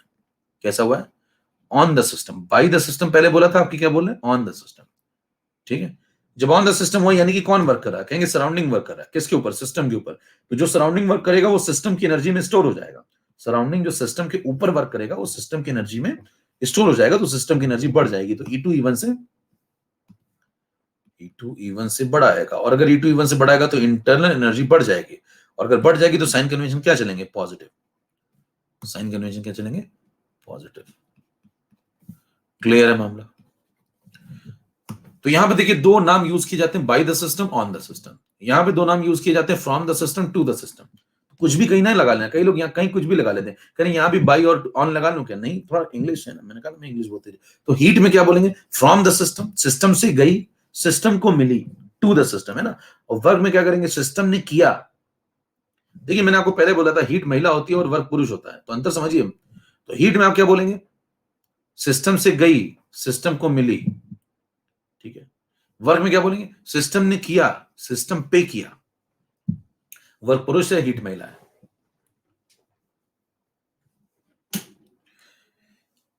समझ पा रहे, ओके। चलिए भाई और आगे बढ़ते हैं। अगला पॉइंट कंक्लूड कर लें एक साथ। अच्छा, फिजिक्स में साइन कन्वेंशन वर्क पे अपोजिट होते हैं। तो फिजिक्स अगर आप एक साथ मान लीजिए दोनों की थर्मो आप एक साथ पढ़ रहे हैं, कि मैं फिजिक्स की कल पढ़ रहा हूं, आज मैं केमिस्ट्री वाली पढ़ रहा हूं, कल मैं फिजिक्स वाली पढ़ रहा हूं, तो दो पागल हो सकते हैं। तो आप जो है या तो दोनों में अंतर समझ लीजिए फिर आगे बढ़िए। फिजिक्स और केमिस्ट्री में वर्क पे साइन कन्वेंशन अपोजिट होते हैं। वहां पे बाय द सिस्टम को फिजिक्स में उल्टा माना जाता है। इस यहां पे बाय द सिस्टम को नेगेटिव माना गया, फिजिक्स में उल्टा माना गया है, पॉजिटिव माना गया। तो यहां वाला नेगेटिव वहां पॉजिटिव, यहां पॉजिटिव वहां नेगेटिव माना गया, उल्टा माना गया। समझ गए क्यों माना गया, आपके तेज दिमाग में आइडिया कौन रहा है क्या, कोई पूछ रहा क्यों माना गया है।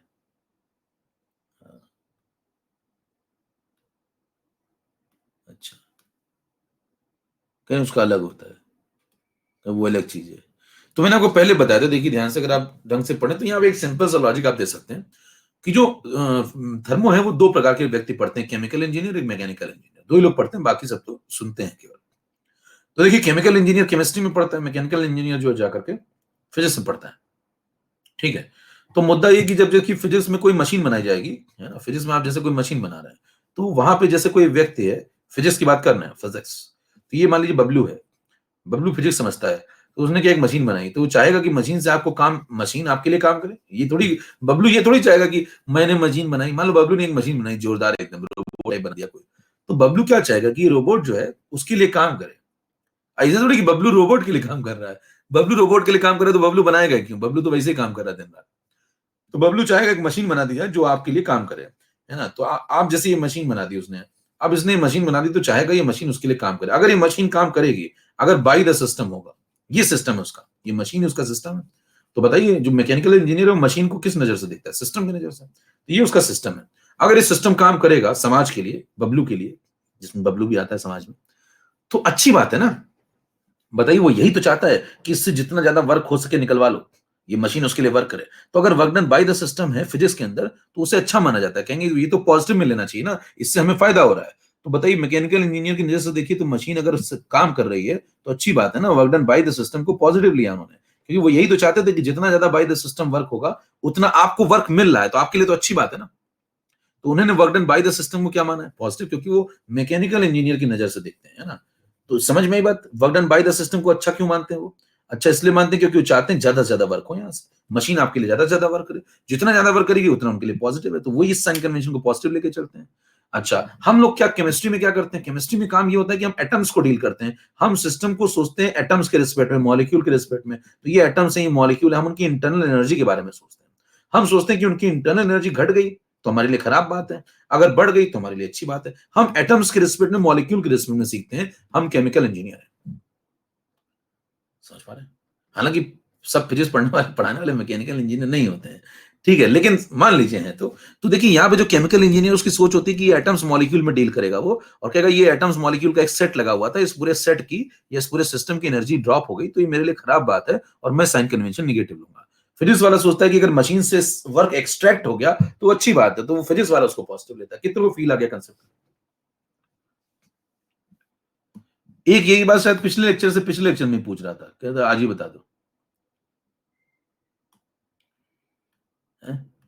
तो मैंने कहा था ना हर चीज का एक सही समय होता है, ठीक है।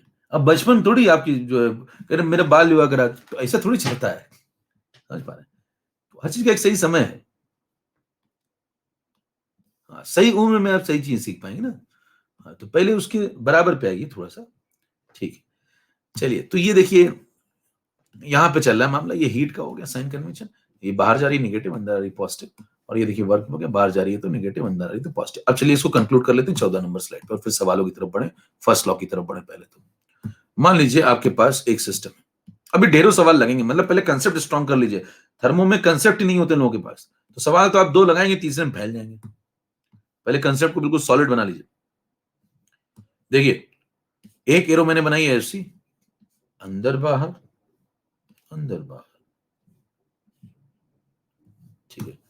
तो बताइए यहां पे मान लो इधर से हीट आई या कभी इधर से हीट गई, सब एक साथ ही बना दे रहे हैं ना, चार पॉसिबिलिटी बना दे रहे हैं, four possibilities in one diagram. तो यहां से देखिए वर्क सिस्टम पे हुआ, यहां सिस्टम ने वर्क किया, तो अब देखिए जब भी एरो बाहर की दिशा में जाएगी, है ना, बाहर की दिशा में, तो क्या बोलेंगे? Work done by the system. अब और शॉर्टकट में लिख रहे हैं, सिस्टम वर्क करेगा तो negative sign convention.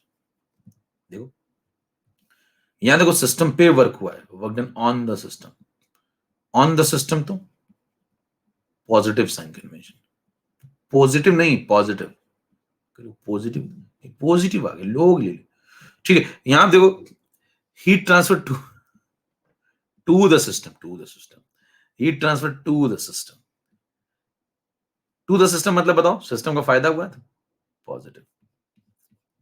Heat transfer from the system, from the system, तो केवल फ्रॉम लिख दें, देखो और छोटा करते जा रहे हैं, तुम नेगेटिव।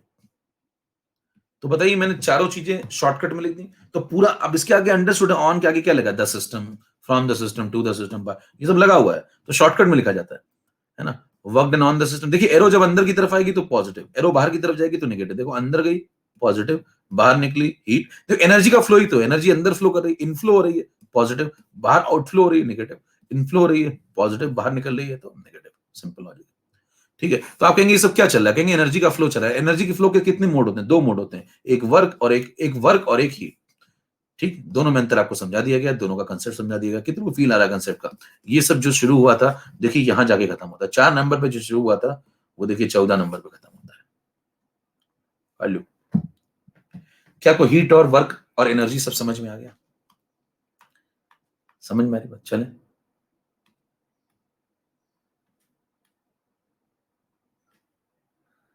ठीक है भैया, विचार व्यक्त कर सकते हैं आप, 10 सेकंड है आपके पास, अपने विचार व्यक्त कर लीजिए। ये आदमी विचार नहीं व्यक्त करने देता, अभिव्यक्ति की स्वतंत्रता क्या आजादी नहीं दे रहा है?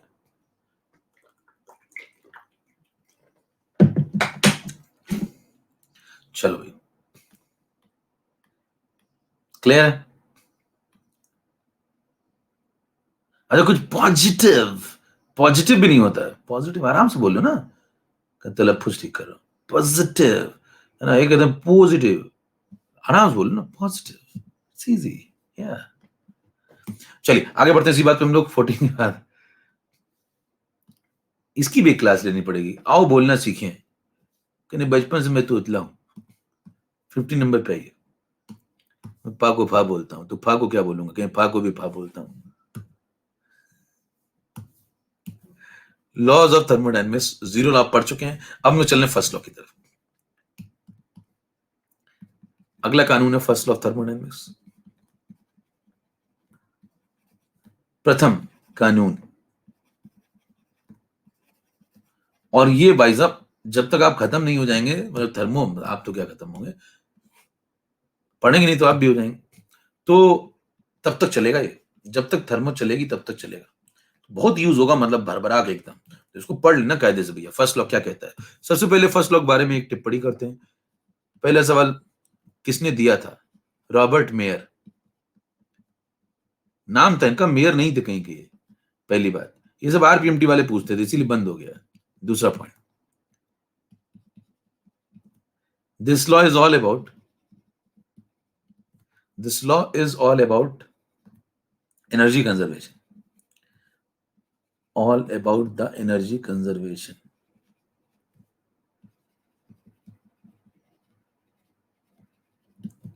तीसरा पॉइंट, पहले पॉइंट लिख देना, फिर मैं आपको सिखाता हूं क्या मतलब इन बातों का। विच मीन्स एनर्जी कंजर्वेशन मतलब क्या? Which means the total energy, कुल ऊर्जा ऑफ यूनिवर्स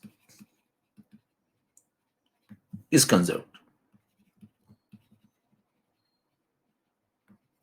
अगला,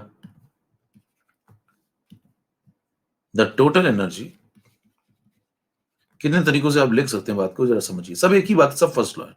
total energy of an isolated system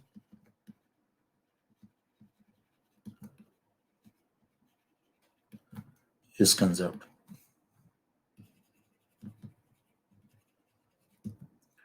ठीक है, ये सब बातें फर्स्ट लॉ के अंदर हैं, और इनको जरा समझना शुरू करते हैं। ठीक है, सबसे पहले आपसे कह रहा है कि ये तो फर्जी लाइन है, नीचे वाली लाइन पे आइए। This law is all about the energy conservation. सवाल उठता है एनर्जी कंजर्वेशन मतलब किसका एनर्जी कंजर्वेशन? तो आप कहेंगे total energy of the universe is conserved, ऐसा इसका कहना है। इसका कहना है कि total energy of an isolated system is conserved. अच्छा बताइए कि आइसोलेटेड सिस्टम जो मैंने आपको पढ़ाया था, उसका परफेक्ट एग्जांपल क्या दिया था आपको मैंने? Universe. The whole universe is the perfect example of isolated system. तो अगर मैं ये बात समझा दूं तो ये बात अपने आप समझ में आ जाती। तो तीसरा स्टेटमेंट क्या दूसरे से निकला है? बस यूनिवर्स की जगह उसने क्या लिख दिया? Isolated system. अगर कोई सिस्टम है वो आइसोलेटेड है, कुछ हीट ट्रांसफर मास ट्रांसफर कर ही नहीं रहा, तो वो उसका परफेक्ट एग्जांपल आप यूनिवर्स दे सकते हैं। ये बताई थी मैंने आपको बात। ठीक है, तो ये लाइन जरा समझते हैं, यही मेन लाइन है कि एनर्जी कंजर्व रहती है। देखिए इनका कहना ऐसा था, फर्स्ट लॉ थर्मोडायनेमिक्स फ्लोट ये कहता है कि जो कुल ऊर्जा होती है वो कंजर्व रहती है यूनिवर्स की, ना वो बढ़ती ना वो घटती है। मतलब पूरे यूनिवर्स की, ब्रह्मांड की, पृथ्वी की नहीं, है ना, आपके घर की नहीं, पृथ्वी की नहीं, मतलब पूरे यूनिवर्स की जो टोटल एनर्जी है वो कंजर्व होगी। ठीक है, ठीक है, टोटल एनर्जी जो होगी कंजर्व होगी। इसका मतलब ना एनर्जी बन रही है ना एनर्जी खत्म हो रही है। Energy can not be created, energy can not be destroyed. ना एनर्जी को आप खत्म कर सकते हैं, ना आप एनर्जी को बना सकते हैं। बस एनर्जी एक फॉर्म से दूसरे फॉर्म में ट्रांसफर होती रहती है। जैसे आप सुनील थे और आप निपट गए, और आप जब निपट गए तो आपके शरीर से जो आत्मा है वो मुक्त हो जाती है, शरीर नहीं छूट जाता है, तो आपका जो मांस है वो ही रह गया, है ना, उसको जला दिया गया, उससे भी कुछ एनर्जी फ्री होगी, कंबशन होगा, फ्यूल जलेगा, और जो आपकी प्योर एनर्जी थी वो फ्री हो गई। प्योर एनर्जी मतलब आत्मा, और वो आत्मा फ्री हो गई, और वो कहां चली गई? दूसरे शरीर में। बबलू क्या चली गई?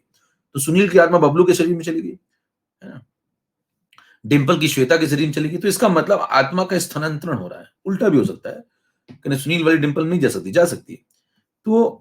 तो इस प्रकार से जो ऊर्जा थी वो एक फॉर्म से दूसरे फॉर्म में चली जाती है, वो खत्म नहीं होती। तो यूनिवर्स की जो कुल ऊर्जा होगी वो कंजर्व्ड होगी, नंबर एक बात। दूसरी बात, फर्स्ट लॉ किसके बारे में बताता है? वो कहता है फिर क्या है, वो कहेगा एक सिस्टम है, उस सिस्टम ने मान लो एनर्जी कहीं ट्रांसफर कर दी, है ना, हीट ट्रांसफर कर दी, वर्क कर दिया, कुछ भी कर दिया, तो उस सिस्टम से बातचीत करेंगे आप, कहेंगे भाई साहब आपकी एनर्जी बदल गई। कह रहे हाँ, कह रहे एनर्जी बदल गई तो आपने क्या किया ऐसा? कह रहे हमने किसी को एनर्जी दे दी। कह रहे जिसको एनर्जी दी उसका नाम बताओ, उसके पास जाऊंगा, पूछताछ करेंगे कि आपको एनर्जी मिली? कह रहा हाँ मिली है, मैं 10 जूल। सिस्टम से पूछेंगे आपकी कितनी गई थी? कह रहा मेरी 10 जूल खर्च हुई है।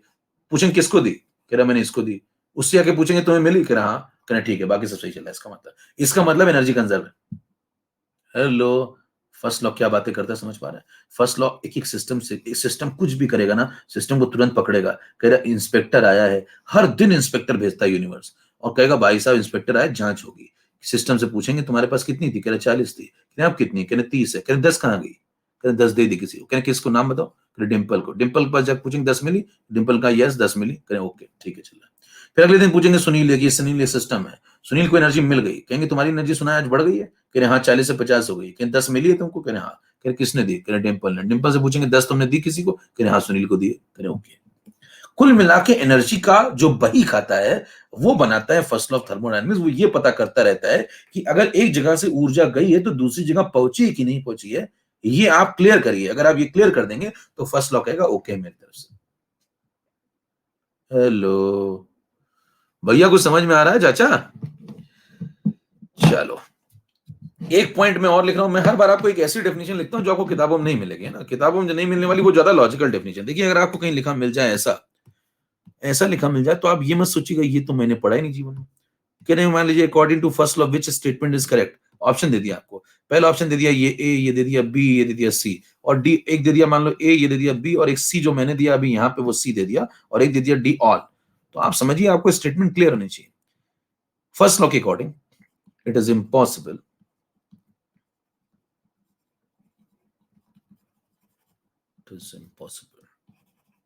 to construct a system या construct a perpetual motion machine which could work English which could work without any consumption of energy, without the consumption of any energy.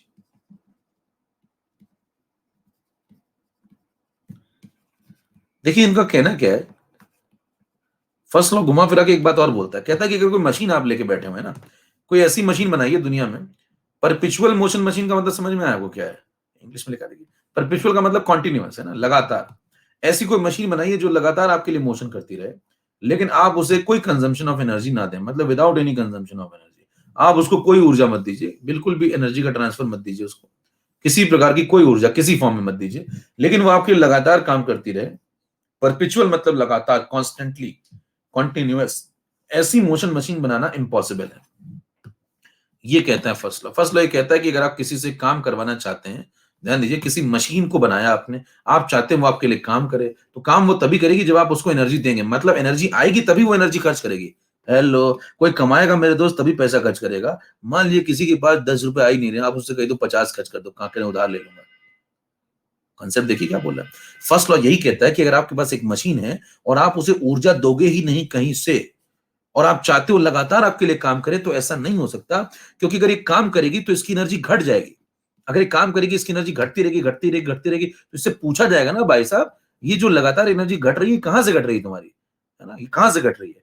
तो या तो ये कहेगा कि मेरे को कहीं से एनर्जी मिली, और या तो कहेगा जो पुरानी एनर्जी थी उससे काम कर रहा हूं मैं। अच्छा, पुरानी एनर्जी से भी आप कब तक काम करोगे? मान लो आप एक व्यक्ति हो, है ना, आपका नाम सुनील है, और सुनील कहता है कि भाई साहब मैं लगातार दौड़ रहा हूं, लगातार 50 दिन से दौड़ रहा हूं। क्या सुनील लगातार 50 दिन दौड़ेगा तो मर नहीं जाएगा?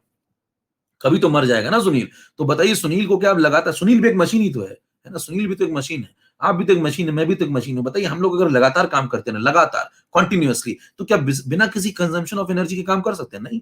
क्योंकि देखिए हमारे पास एक इंटरनल एनर्जी है, लेकिन वो 40 जूल है मान लो, या 50 जूल है, तो कुछ ही दिन तो चलेगी ना, 2 दिन 3 दिन, फिर खत्म हो जाएगी। फिर आपको अगर वर्क उसके बाद भी करना है तो एनर्जी कंजर्वेशन कहता है कि अगर उसके बाद भी वर्क कर रहे हैं, मतलब एनर्जी का ट्रांसफर कर रहे हैं, तो एनर्जी कहीं से मिलनी भी चाहिए। एनर्जी कहीं से आएगी तभी आप ट्रांसफर आगे कर पाएंगे। हेलो, यानी कि ये भी क्या है, ये भी फर्स्ट लॉ ऑफ थर्मोडायनेमिक्स। कितना फील आ रहा है कंसेप्ट का? देखिए रटना अलग कहानी की भाई, सब याद कर लें बस हो गया ना। जैसे केशव है, अब केशव खत्म है, केशव आगे चल के गमला ही बेचेगा, कंफर्म है उसका, उसका भविष्य कंफर्म है। वो ज्यादा ज्यादा क्या करे, गमला लगा ले, नर्सरी बड़ी कर लेगा, इतना ही काम कर सकता है केशव। वो जिंदगी में कभी कंसेप्ट नहीं क्लियर होंगे, वो आगे आने वाले सारे समाज को बर्बाद करेगा। और ऐसे लोग होने चाहिए, क्योंकि देखिए सारे अगर सारे के सारे समझदार हो जाएंगे तो फिर जब आग ही नहीं होगी तो पानी का डर किसे होगा? आग का होना जरूरी है, पानी का डर बस। शक्ति का संतुलन बहुत जरूरी है मेरे दोस्त, है ना, शक्ति का संतुलन बहुत जरूरी है। आग है तभी तो पानी का डर है। आइए आगे बढ़ते हैं इसी बात पे। शिवम त्यागी कॉल कर रहे हैं। Admin, admin the Shivam Tyagi is calling. जानते हो तुम लोग एडमिन? आइए आगे बढ़े। अब उसका अगला पॉइंट है कि फसलों को लगाना शुरू करते हैं। एक मिनट रुकना जरा।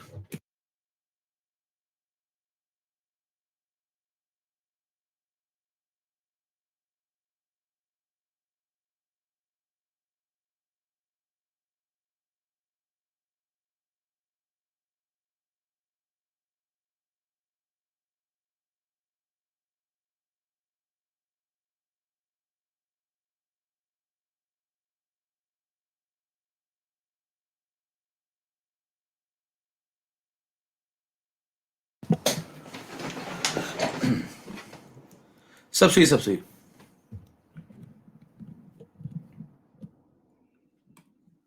आवाज आ रही?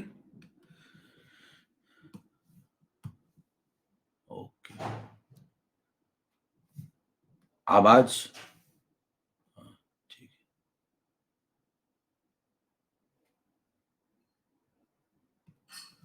ओके, सुनो,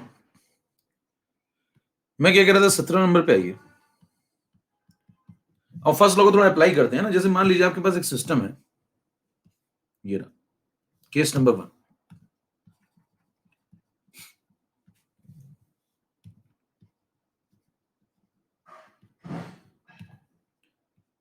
और इसके पास इवन एनर्जी है, ठीक है। और मान लीजिए वो क्या करता है कि वो क्यू हीट कहीं से सप्लाई उसको कर दी जाती है, तो उसको हीट मिल गई कहीं से, और उसने कुछ वर्क कर दिया। तो ये जो अंदर की तरफ एरो बनी, ये किसके लिए बनी बताओ? हीट के लिए। तो इसको हीट मिली।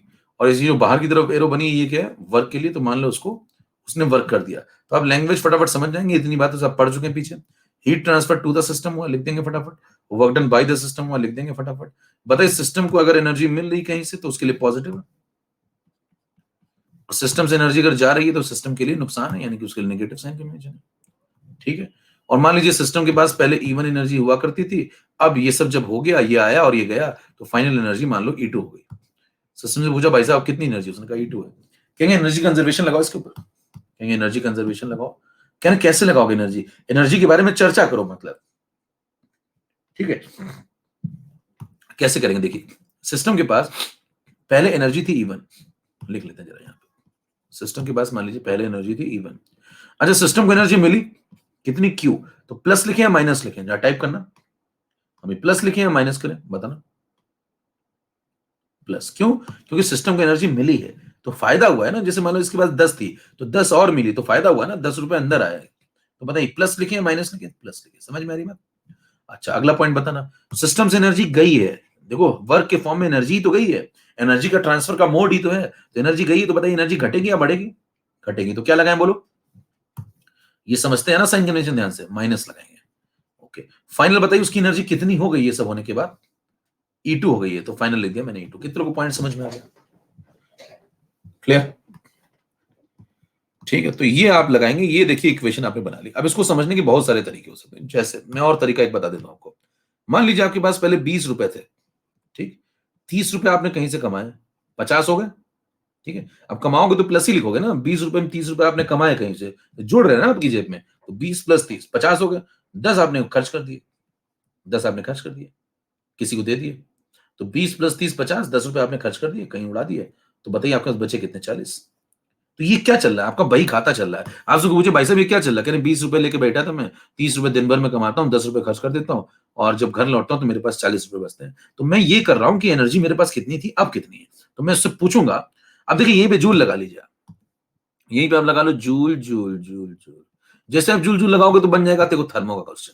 थर्मो क्वेश्चन क्या? इवन एनर्जी थी, 30 जूल आपने एनर्जी हीट के फॉर्म में दी, 10 जूल का आपने वर्क डन करवा लिया। अब आपके पास कितनी एनर्जी बची? तो आपने कहा 40। ठीक है, देखिए जैसे आप ये सब लेन देन करते हैं एनर्जी का, तुरंत यूनिवर्स से एक व्यक्ति आता है ना, उसको बोलते हैं यूनिवर्स का इंस्पेक्टर है वो, दरोगा। यूनिवर्स का दरोगा आएगा, आपसे पूछेगा सिस्टम से मेरे दोस्त, कि कहेगा सुना है तुम्हारी एनर्जी पहले 20 हुआ करती थी अब 40 हो गई। कह रहा सुना है तुम्हारी एनर्जी पहले 20 हुआ करती थी तो अब 40 हो गई। कह रहा हाँ बिल्कुल सही सुना है। कह रहा ये सब हुआ कैसे? सब सुनाओ पूरे, अब क्या क्या हुआ तुम्हारे साथ, हादसा क्या क्या हुआ? कह रहा किसको आया मेरे को हीट दे गया। कह रहा कितनी? कह रहा 30। कह रहा फिर उसने मेरे से वर्क भी करवा लिया, है ना। कह रहे कैसे वर्क कराया? 50 तरीके हैं। कह रहे आइसोथर्मली कराया, कभी एडियाबेटिकली कराया, कभी कुछ कराया, कराया उसने वर्क। वो आगे पढ़ेंगे कैसे कराया, कितना कराया, कैसे निकालते हैं, वो आगे पढ़ेंगे। समझ में आ रही बात? तो उसने पूछा भाई साहब आपके पास कितनी थी? कह रहे हमारे पास 20 थी। कह रहे हीट कितनी दी तुम्हें? कह रहे 30 की हीट दे दी किसी ने आकर के। कह रहे ठीक है 50 हो गई, फिर क्या हुआ? कह रहे फिर मैंने 10 किसी को दे दी वापस वर्क के फॉर्म में, सराउंडिंग को लौटा दी। कह रहे फिर 10 लौटा दी तो फिर क्या हुआ? कह रहे हमारी 20 थी, 30 ली हमने, 10 लौटा दी तो मेरे पास 20 से 40 हो गई। कह रहे अच्छा। कह रहे ये सब जब हुआ तो बताओ तुम्हारे पास, तुम्हारा तो फायदा हो गया ना। तो कहेगा हाँ हमारा तो फायदा हो गया, 20 से 40 हो गई। तो कहेंगे एनर्जी कहाँ कंजर्व है? अब आपके दिमाग में उठ रहा होगा भाई साहब इसकी 20 से 40 हो गई तो एनर्जी कहाँ कंजर्व है? आप तो कहते थे कि first law of thermodynamics energy conserve कराता है। तो मेरे दोस्त एनर्जी किसकी कंजर्व कराता है? यूनिवर्स की। तो यूनिवर्स का जो दरोगा आएगा वो पूछेगा इससे कि सुना है तुम्हारी एनर्जी 20 से 40 हो गई, कह रहा हाँ बिल्कुल सही सुना है। क्या 20 से बढ़ गई तुम्हारी एनर्जी, कह रहा हाँ 20 से बढ़ गई। इससे पूछूंगा इस सिस्टम की एनर्जी 20 से बढ़ गई, तो इससे फाइनली पूछूंगा कि बताओ ये सब तुमने किसके साथ किया, ये जो किया है ये सब तुमने किसके साथ किया, तो नाम बताना शुरू करेगा। अब वो नाम बताएगा, कहेगा एक सराउंडिंग हुआ करता था, उसने हीट दी, एक एक सराउंडिंग था उस पर मैंने वर्क किया, तो नाम बताना शुरू करेंगे। ये सब लेन देन किसके साथ किया तुमने, ये सिस्टम है, इससे पूछा जाएगा 20 से तुम्हारी 40 हो गई, तुम्हारी 20 का फायदा हुआ, तो तुमने ये लेन देन किसके साथ किया, तो कहेगा इसके साथ किया, नाम बताएगा कहीं ना कहीं, इस सराउंडिंग के साथ किया। फिर कहेगा अगर या किसी और बॉडी के साथ किया, तो बताइए अगर वो किसी बॉडी का नाम लेता है, सराउंडिंग का नाम लेता है, तो उसके पास जाएंगे, उससे पूछेंगे सुना है सिस्टम को 20 फायदा हुआ है, तो तुम्हारा 20 का नुकसान भी हुआ होगा, कह रहा हाँ हमारा 20 का नुकसान हुआ है, कह रहा तब ठीक है ओके, यूनिवर्स को कोई नुकसान नहीं हुआ। हेलो, बात समझ पा रहे हैं क्या बोलेंगे, कहेंगे सिस्टम का 20 का फायदा, वो कह रहा ओके, कह रहा इसका सराउंडिंग का 20 का नुकसान भी होना चाहिए, सराउंडिंग से पूछूंगा जाके क्या तुम्हारा 20 का नुकसान हुआ है, अगर सिस्टम का 20 का फायदा हुआ तो सराउंडिंग का 20 का नुकसान हुआ, वो कहेगा हाँ ओके, कहेंगे ठीक है तब सही चल रहा है, तब सही चल रहा है, एनर्जी कंजर्व है यूनिवर्स की, ठीक है। हेलो, घुस रहा है दिमाग में, फील आ रही है आपको कंसेप्ट की क्या चल रहा है, मतलब कंसेप्ट ये नहीं कि बस आपने कहा ये सब लिख लेता हूँ साहब, मैं थोड़े बहुत सवाल लगा लेता हूँ, है ना, चूरन गोली खा के मस्त हूँ। आइए आगे बढ़ते हैं, इसको अगर ऐसे लिख लिया जाए, मेरे E2 minus E1 is equal to E2 minus E1 is equal to Q minus W, कोई दिक्कत, इसको ऐसे लिख लो E2 माइनस E1 को डेल्टा E, क्यों लिख सकता हूं ऐसा, बताइए डेल्टा E का मतलब क्या होता है, डेल्टा E का मतलब E final minus E initial, E कैसा फंक्शन है, स्टेट फंक्शन है, याद करिए पहला लेक्चर, E कैसा फंक्शन है, स्टेट फंक्शन है, तो स्टेट फंक्शन को आप फाइनल माइनस इनिशियल लिख सकते हैं, यस ठीक है। तो बताइए डेल्टा ई किसे लिख देंगे आप, E2 माइनस E1 को, तो जहां पे आप लिखते थे E2 माइनस E1, फाइनल कौन है E2, इनिशियल कौन है E1, तो ये कौन हो गया, चेंज इन इंटरनल एनर्जी, तो जहां आप देखिए यहाँ पे लिख रहे थे, यहाँ पे डेल्टा ई लिख लीजिए, इसको ऐसे लिख लें, तो delta E plus W is equal to Q, ये भी लिख सकते हैं, ये भी लिख सकते हैं, फिर ये क्या, ये भी फर्स्ट लॉ है, करें इसको समझाओ, करें इसको समझाने का वही तरीका होगा, बताइए आपने किसी सिस्टम को हीट दी, कितने की, मान लो 30 की, सुनना ध्यान से, किसी सिस्टम को आपने 30 की हीट दी, तो बताइए सिस्टम उस 30 की हीट से दो काम कर सकता है, कौन कौन सा, कुछ वर्क और कुछ अपनी इंटरनल एनर्जी गेन कर सकता है। मान लीजिए सिस्टम ने कितने का वर्क किया, मान लीजिए सिस्टम ने 10 का वर्क किया, तो अगर सिस्टम 10 वर्क में खर्च कर दे रहा है, तो आपने सिस्टम को 30 रुपए दिए, 10 उसने वर्क में खर्च कर दिए, तो बचे कितने, 20, तो 20 से अपनी इंटरनल एनर्जी बढ़ा लेगा, 20 से अपनी इंटरनल एनर्जी बढ़ा लेगा, ये भी तरीका ठीक है, ऐसे समझ लीजिए, या ऐसे समझ लीजिए 20 से 40 हो गई तो इंटरनल एनर्जी कितने से बढ़ गई, 20 से बढ़ गई, ऐसे समझ लो, ऐसे समझ लो, जैसे समझना हो वैसे समझ लो, लेकिन समझ जरूर लो, समझ जरूर लो, समझ पा रहे हैं, ठीक है, क्लियर। बताइए क्या सिर्फ एक ही केस बनेगा ऐसा, या और भी केस बन सकते हैं, बताइए केस नंबर 2 आप बना सकते हैं कि नहीं बना सकते, एनर्जी कंजर्वेशन ही तो लगा रहे हैं ना एक तरीके से, तो केस नंबर 2 ही बन सकता है ना, यहाँ पे देखिए 17 नंबर है, यहाँ पे 18 नंबर है, कभी मान लीजिए उल्टा हो गया, अब मान लो मेरे पास एक सिस्टम है, एक इक्वेशन तुम बनाना जरा, मान लीजिए मेरे पास सिस्टम है, जरा एक इक्वेशन बनाना, आपको समझ में आएगा कि क्या लगा रहे हैं आप, क्या लिख रहे हैं, एनर्जी पहले इवन थी, एनर्जी बाद में E2 हो गया, और मान लीजिए इस बार जो मैं एरो बना रहा हूं, पिछली बार क्या बनाई थी, अंदर बाहर, इस बार कर देते हैं बाहर अंदर, ये वाली बाहर, वो वाली अंदर, तो बता बाहर कौन सी वाली, बाहर हीट, अंदर कौन सी वाली, बाहर गई हीट, अंदर इस पे हुआ वर्क। चलिए शुरू करिए, इक्वेशन लिखना, जो मैं पूछता जाऊं बताना, जरा हीट ट्रांसफर में क्या लिखूं, टू फ्रॉम ऑन बाई, चार बातें हैं, क्या लिखूं बताना, इस हीट ट्रांसफर के बारे में बताओ जल्दी से, क्या लिखूं, to from on by, from the system, तो फ्रॉम लिखूंगा, वर्क डन में क्या लिखूं, वर्क डन में क्या लिखूं, ऑन या बाई या टू या फ्रॉम, क्या लिखूं बताओ, चार चीजें हो सकती हैं, on, work done on the system, on the system तो positive, heat transfer from the system तो नेगेटिव, तो बताइए सिस्टम से बाहर गया नेगेटिव, अंदर आया पॉजिटिव, साइन कन्वेंशन लगाओ, फटाफट इक्वेशन लिखो, जल्दी से टाइप करो, E1 आगे बोलो, E1 minus Q plus W, हो पा रहा है भैया, अभी एंथैल्पी पे आएंगे, एक पूछा चेंज इन एंथैल्पी कौन सा फंक्शन, अभी रुक जाओ, अभी एंथैल्पी पे आएंगे तो पढ़ लेना, सब आज ही जानना, इसके लिए सब्सक्रिप्शन खत्म हो रहा है, आज पूरा पढ़ा दो प्लीज, ऐसे नहीं चलता है भैया, समय आने, मैंने कहा ना बाल विवाह मत करवाइए, करे मेरा बाल विवाह करवा दो, सही उम्र में आ जाए फिर होगा ना, हाँ, पहले आप इंटरनल एनर्जी जान लीजिए, फिर आप एंथैल्पी समझ पाएंगे ना, फर्स्ट लॉ तो पढ़ लो पहले, फिर एंथैल्पी पढ़ाएंगे भी सही समय आने पे, E1 minus Q plus W, E1 में से Q निकल के W उसको मिल गई, फाइनल हो गई E2। ये क्या लगा रहे हैं? ये बोलेंगे भाई साहब इसकी एनर्जी का बही खाता है। हर बार इंस्पेक्टर आएगा यूनिवर्स से पूछेगा भाई साहब तुम्हारी एनर्जी का क्या हुआ? कहेगा E1 थी, Q निकाल दी, W मिल गई, E2 हो गई। कह रहे बड़ी या घटी? कह रहे वो देख लेना, डेटा बता देगा। वो डेटा बता देगा। कह रहे डेटा बताओ जरा कुछ। कह रहे जैसे 20 थी, 10 इसने खर्च कर दी, है ना? मान लो 30 इसने कमा ली। बोलो भैया 20 थी, 10 खर्च कर दी, 30 कमा ली। 20 में से 10 चली गई, बची 10। 30 कमा ली तो 40 हो गई। तो यानी कि फाइनल कितनी हो गई? 40। इससे पूछेंगे भाई साहब तुम्हारा हर बार मामला बढ़ जाता है? कह रहा हाँ इस बार भी 20 था 40 हो गया। कह रहा कैसे हुआ? कह रहा हीट ट्रांसफर मैंने किया 10 का, लेकिन वर्क डन मेरे ऊपर हो गया 30 का। तो बाहर गई हीट 10 की, अंदर आया वर्क डन 30 का, इसलिए मेरी 20 से 40 हो गई। पूछेंगे तुम्हारी नेट में क्या हुआ फायदा? 20 से 40 मतलब फायदा कितने का? फायदा 20 का फायदा। कहेंगे तुम्हारा 20 का फायदा हुआ है, इसका मतलब किसी और का 20 का नुकसान होना चाहिए। ध्यान सुनिए मेरा मुद्दा क्या है। अगर तुम्हारा 20 का फायदा हुआ है तो किसी और का दुनिया में 20 का नुकसान होना चाहिए, क्योंकि मेरे दोस्त एनर्जी कंजर्व है। तो अगर तुम्हारा फायदा हो रहा है तो कन्फर्म है किसी ना किसी का नुकसान हुआ होगा, क्योंकि यूनिवर्स की एनर्जी कंजर्व है। तो मैं इससे पूछूंगा तेरा 20 का फायदा हुआ है, तो इसका मतलब बताओ मेरे को तुमने फायदा कहां से लिया है? इनाम बताएगा चिंटू, बबलू, सुनील, जहां से मैंने फायदा लिया उससे जाके पूछूंगा। वो लोग सराउंडिंग में होंगे, उनसे पूछूंगा क्या तुमने ऐसा कुछ किया है जैसा ये बोल रहा है? कहना हाँ उसका 20 का फायदा करवाया है, हम लोगों का 20 का नुकसान हुआ है। कहने ओके, कोई दिक्कत नहीं, कोई दिक्कत नहीं। फिर बताइए इसको आगे चल करके आप ऐसा भी लिख सकते हैं, E2 minus C1 is equal to, आप चाहें तो इसको ऐसे लिख, E2 minus C1 is equal to minus Q plus W। इसको लिख देंगे delta E is equal to minus Q plus W। फिर इसको आप लिख देंगे delta E plus Q is equal to W। समझ में आ रही बात? तो आप कई लोग इससे पढ़ते हैं, अब इससे पढ़ेंगे, आप इससे सवाल लगाएंगे, जिंदगी में हमेशा कंफ्यूज रहेंगे। इससे मत लगाइए सवाल, इससे लगाइए।